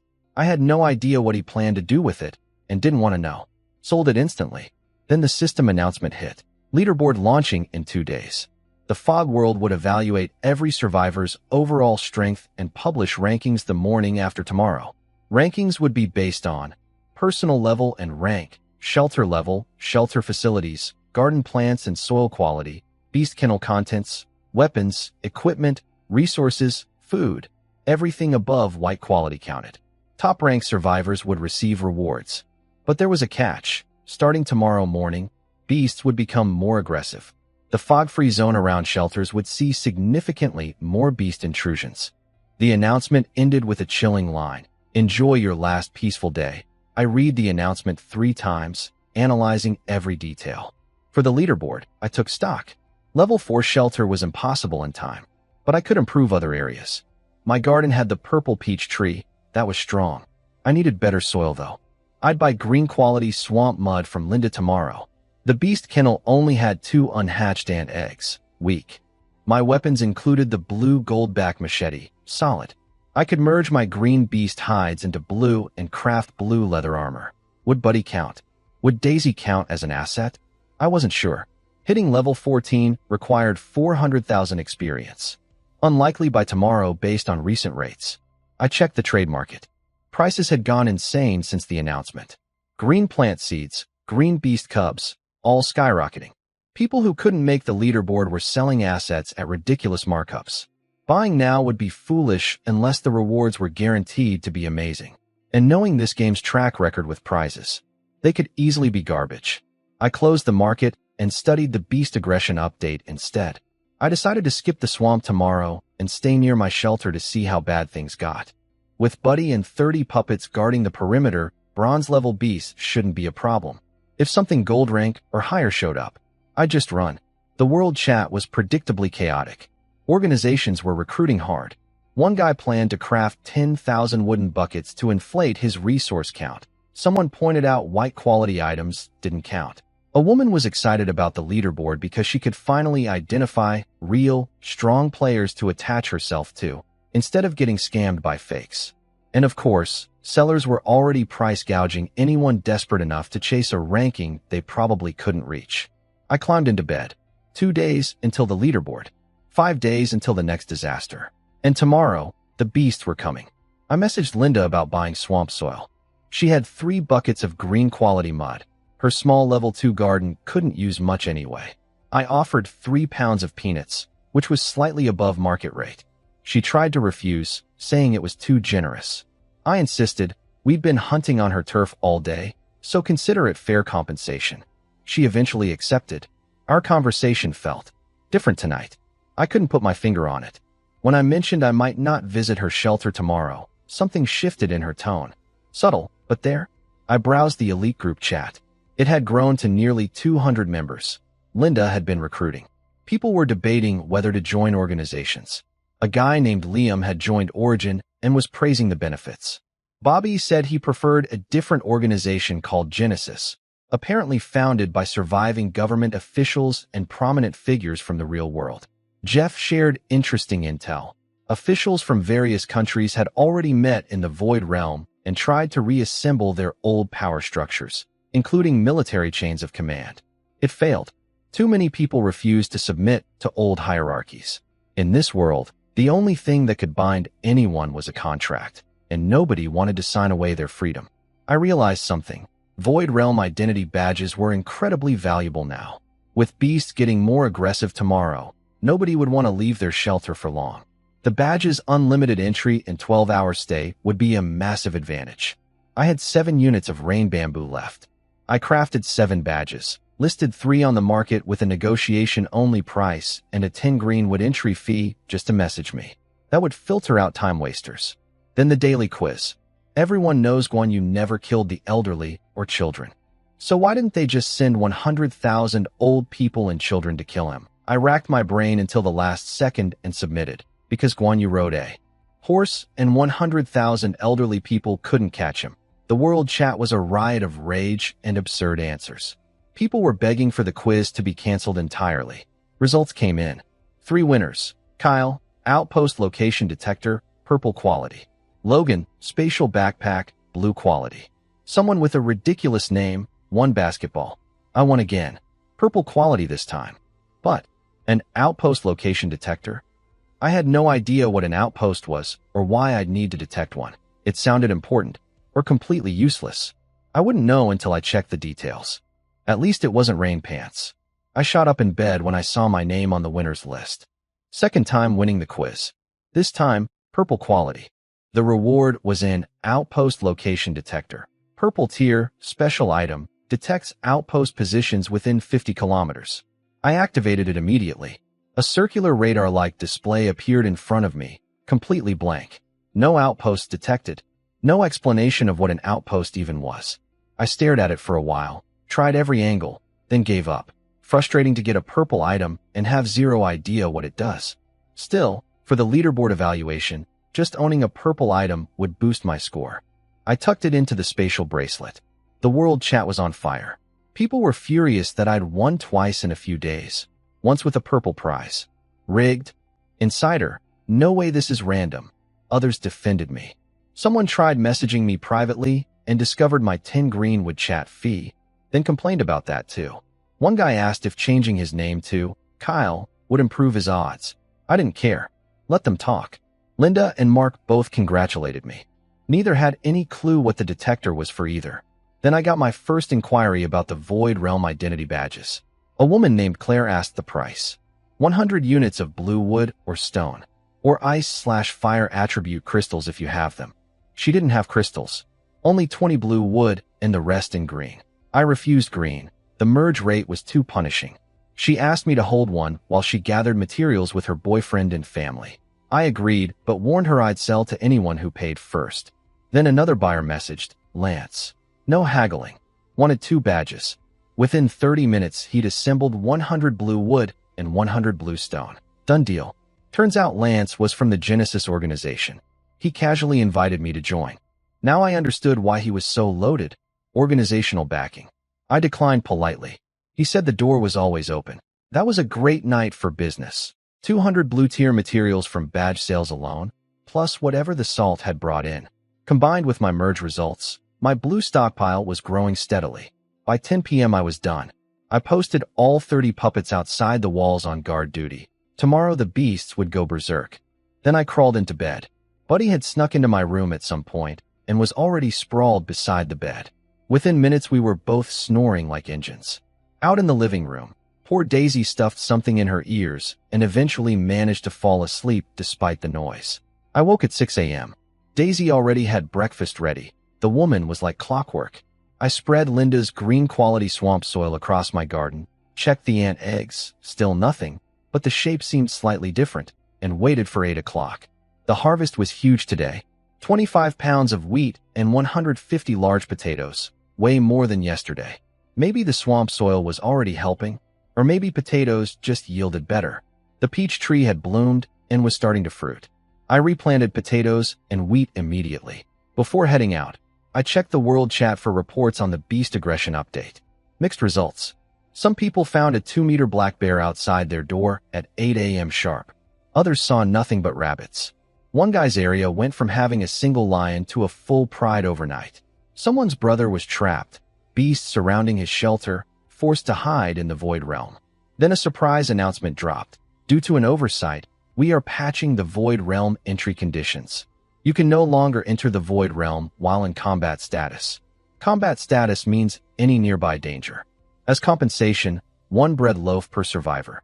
They sealed the escape hatch. Before this, you could flee into the Void Realm whenever a beast attacked. Now that was impossible. This massively increased the danger for everyone. And the compensation? 1 bread. The world chat erupted in fury. 1 bread?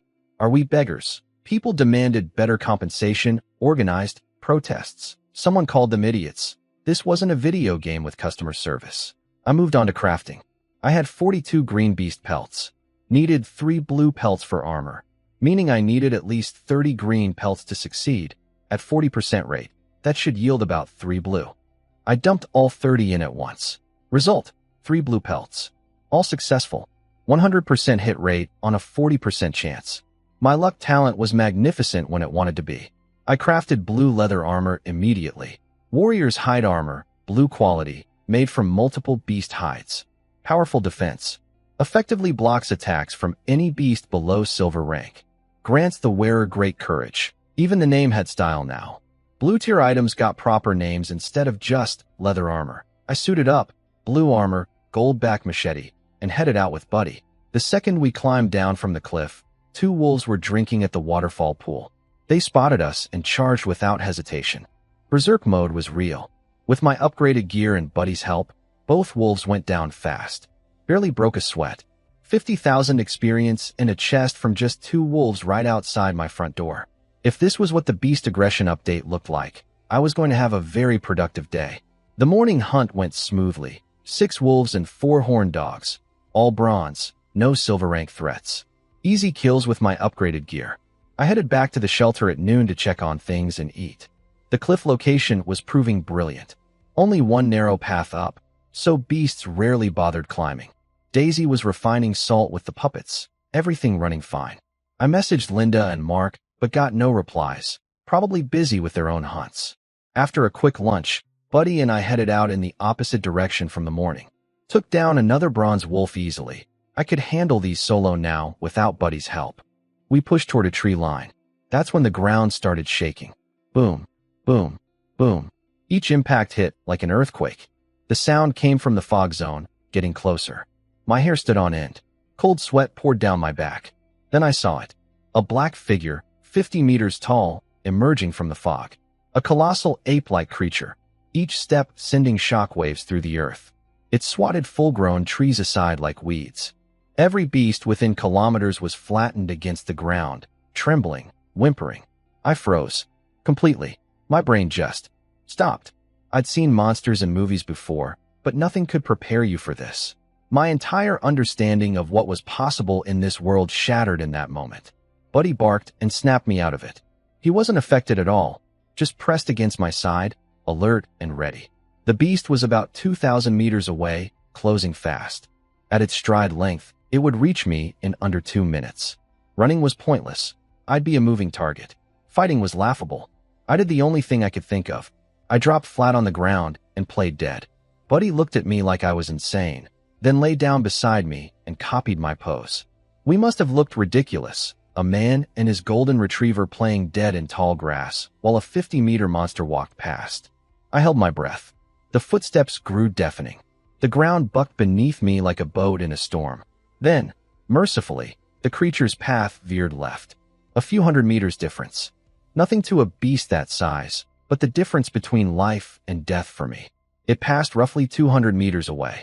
Close enough that I could read its info. Ancient giant ape. Rank, star, red tier. Level, unknown. Details, unknown. Star rank, red tier. Even the system couldn't display its level. And there were ranks above red. I didn't want to think about that. As it lumbered past, I noticed a massive wound on its back. Something had hurt it. Whatever could injure a creature like that was something I never wanted to meet. Then, as it took one more thunderous step, a single enormous drop of blood fell from the wound. It splashed down inside my shelter's 1,500-meter fog-free zone. I stared at it, still lying flat on the ground, heart hammering. A drop of blood from a star-rank beast, sitting right in my territory. I lay there for a full hour, not daring to twitch. Only when the footsteps faded to nothing did I peel myself off the ground. My clothes were soaked through with cold sweat. Buddy stood up beside me, wagging his tail like nothing had happened. That dog has nerves of steel. Then Buddy grabbed my pant leg and started pulling. He wanted me to follow him. He took off running. I chased after him for a few hundred meters until he stopped. A pool of blood, about 1 meter wide, 1 meter deep. The drop that fell from the giant ape's wound. Buddy was already lapping it up greedily. Steam rose off his entire body, like the blood was pumping raw energy into him. He finished, looked at me, and nudged his head toward the pool. Your turn. I checked the info first. Ancient giant ape blood. Contains immense energy from a star-rank beast. Warning, energy is dissipating rapidly. Store immediately. I didn't need to be told twice. I activated my spatial bracelet and sucked up every drop of blood, then dug out all the blood-soaked dirt underneath. Whatever had seeped deeper underground was lost, but I got the majority. Then I had an idea. The blood scent was still hanging in the air. If I could smell it, so could every beast in the area. Sure enough, within minutes, several wolves crept toward the spot, eyes gleaming with hunger. High-tier blood was irresistible to low-level beasts, better than any lure incense. I hid nearby and waited. 3 wolves arrived, level 10, 10, and 12. Buddy and I ambushed them. Effortless kills. I cleaned up, hit again, and repeated. All afternoon, beasts kept coming to the blood spot. By 5:30 p.m., I'd killed 20 more, including a level 18 horned dog that gave me roughly 100,000 experience alone. With Buddy's help, even that was manageable. Daily total, 30 beasts killed. 10 in the morning, 20 in the afternoon. 835,000 experience. Level 14 achieved, with 435,000 toward level 15. Loot. 9 green chests, 1 blue chest, 30 pelts, 93 green quality meats, mountains of bones and teeth. The blue chest came from the level 18 horned dog. Chest drop rate was about 1 in 3 today. Excellent. The spatial bracelet was a lifesaver for storage. Without it, I'd have needed a warehouse for all this meat. Daisy produced 380 units of salt today. Between hunting and salt production, this was my best day yet. Survivor count, 35.3 billion. Only 50 million fewer than yesterday. The beast aggression update hadn't caused the mass casualties I'd expected. Maybe that was just day 1 being gentle. I listed all the salt for sale, but held on to the green meats. Closer to the disaster, 4 days away, food prices would spike. No point selling cheap now. I skipped opening the chest for once. Something more important demanded my attention: the ancient giant ape blood sitting in my spatial bracelet. Star rank beast blood, full of unknown energy. I needed to figure out how to use it before that energy faded completely. I couldn't resist. I dipped my finger into a tiny amount of the ancient giant ape blood and touched it to my tongue. The effect was instant and violent. A surge of pure, raw energy exploded through my body like molten lava in my veins. Every muscle, every bone, every cell felt like it was being supercharged. It was exhilarating and terrifying at the same time. Just that tiny taste made my whole body burn with heat. If I drunk a full bowl, I'd probably have exploded. Literally. Then I panicked. Buddy had lapped up way more than that at the blood pool.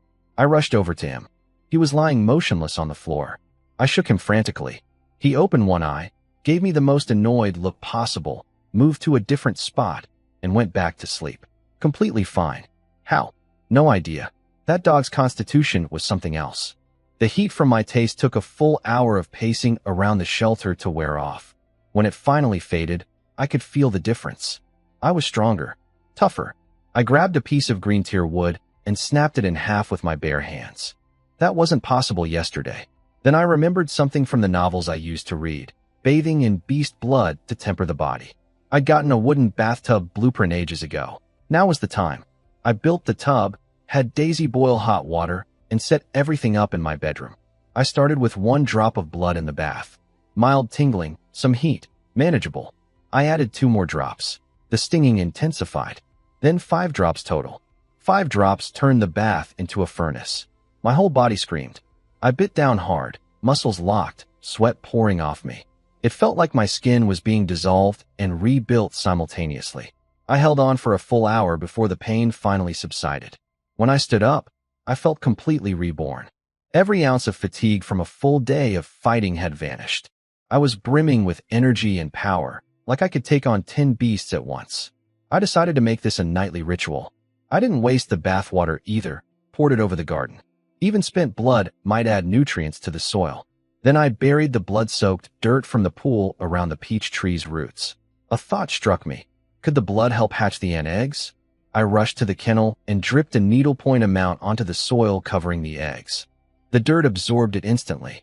I didn't dare use more. Too much energy might destroy them. I'd missed tonight's quiz, but I didn't care. Yesterday's win was enough. Salt sales came in. All 380 units sold at 7 green materials each, prices rising. That was 2,660 green wood. I didn't merge it yet. Better to stockpile and do one big batch later. Tomorrow morning, leaderboard reveal. Every survivor in the fog world would finally see where they stood. I lay in bed, buzzing with anticipation. I woke at 6 a.m., too wired to sleep. Leaderboard day. Everyone in the fog world was up early, waiting. Buddy was still snoring like a chainsaw.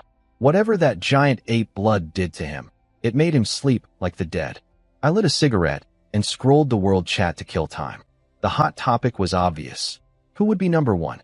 The 2 biggest organizations, Genesis led by someone named Ethan and Origin led by Mark, the electric car and rocket guy, had their supporters arguing fiercely.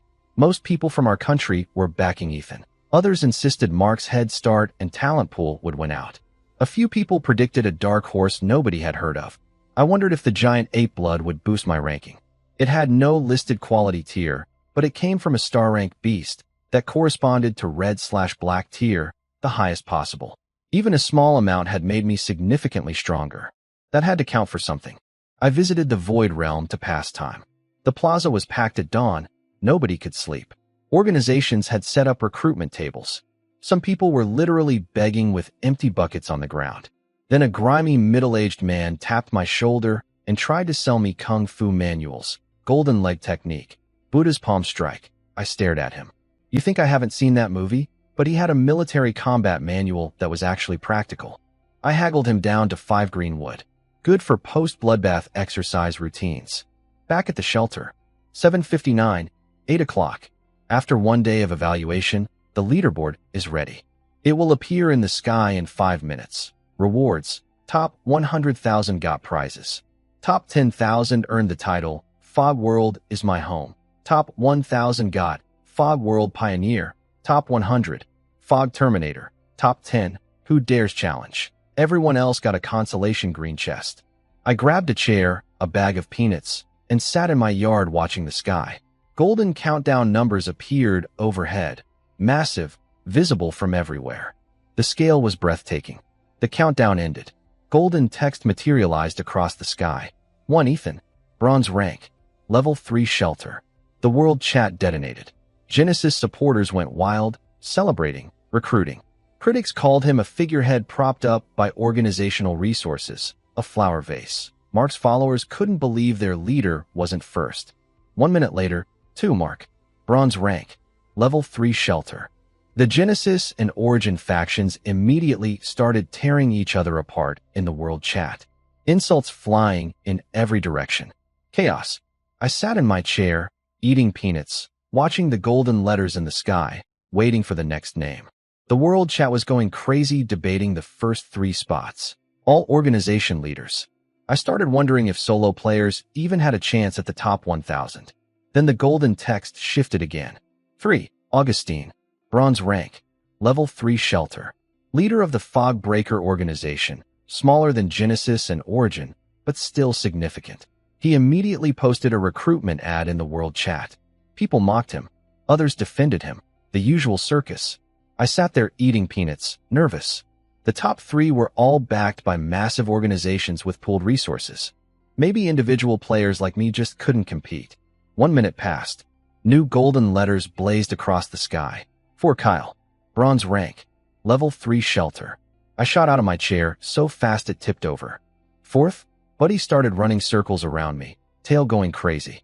Daisy had come outside at some point and was staring at the sky with her mouth open. When she realized her employer was the 4th strongest person in the entire fog world, tears streamed down her face. She'd gambled right when she signed that contract with me. I stood there grinning like an idiot at my own name burning in gold across the heavens. The giant ape blood must have counted. Nothing else explained how a solo player beat out every organization except the top 3. Linda and Mark messaged immediately, demanding confirmation. When I said yes, they were speechless. Linda apparently started considering leaving the squad because she felt she'd be holding me back. I'd have to talk her out of that. The elite group chat exploded. I'm in the same group as the number 4 player. Save me a leg hair to cling to. The world chat was even wilder. Who is Kyle? Never heard of him. A solo player at number 4? Some organizations should be embarrassed. My inbox probably hit 999, but I didn't check. 5 Lucy. A female solo player. No organization. That impressed me. She was either incredibly skilled or incredibly lucky. 6 Maxwell. Another solo player. The organizations were getting roasted in the world chat now. 3 of the top 6 were independents. 7. A name so long it filled half the sky. Some African tribal name with about 40 syllables. Everyone thought it was a glitch. Someone in the chat explained it was a real name from an African hunter tribe. Made perfect sense. A guy who'd grown up hunting wild animals in the real world would feel right at home in the fog world. I sat back down, still buzzing. 4th place. Out of 35 billion survivors. Not bad for a delivery driver. The remaining top 10 rolled out across the sky. 8. Lucas from the Dawn organization. 9. Victor from the Sunset organization. 10. Nathan, another solo player like me. Only 3 of the top 10 were organization leaders. The rest were independents. That felt good. The announcement ended.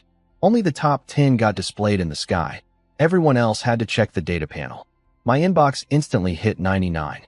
Congratulations, recruitment offers, women volunteering to destroy their living soil and move into my shelter. Both Ethan from Genesis and Mark from Origin added me personally, offering me the number 2 position in their organizations. I turned them all down. They took it gracefully, smart enough not to burn bridges with the world's 4th-ranked player. I set my messages to reject strangers.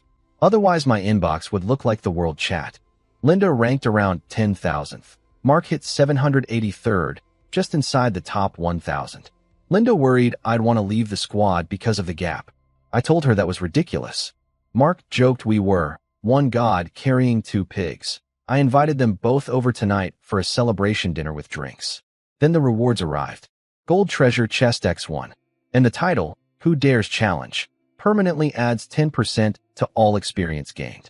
Auto-active, hideable. The title was incredible.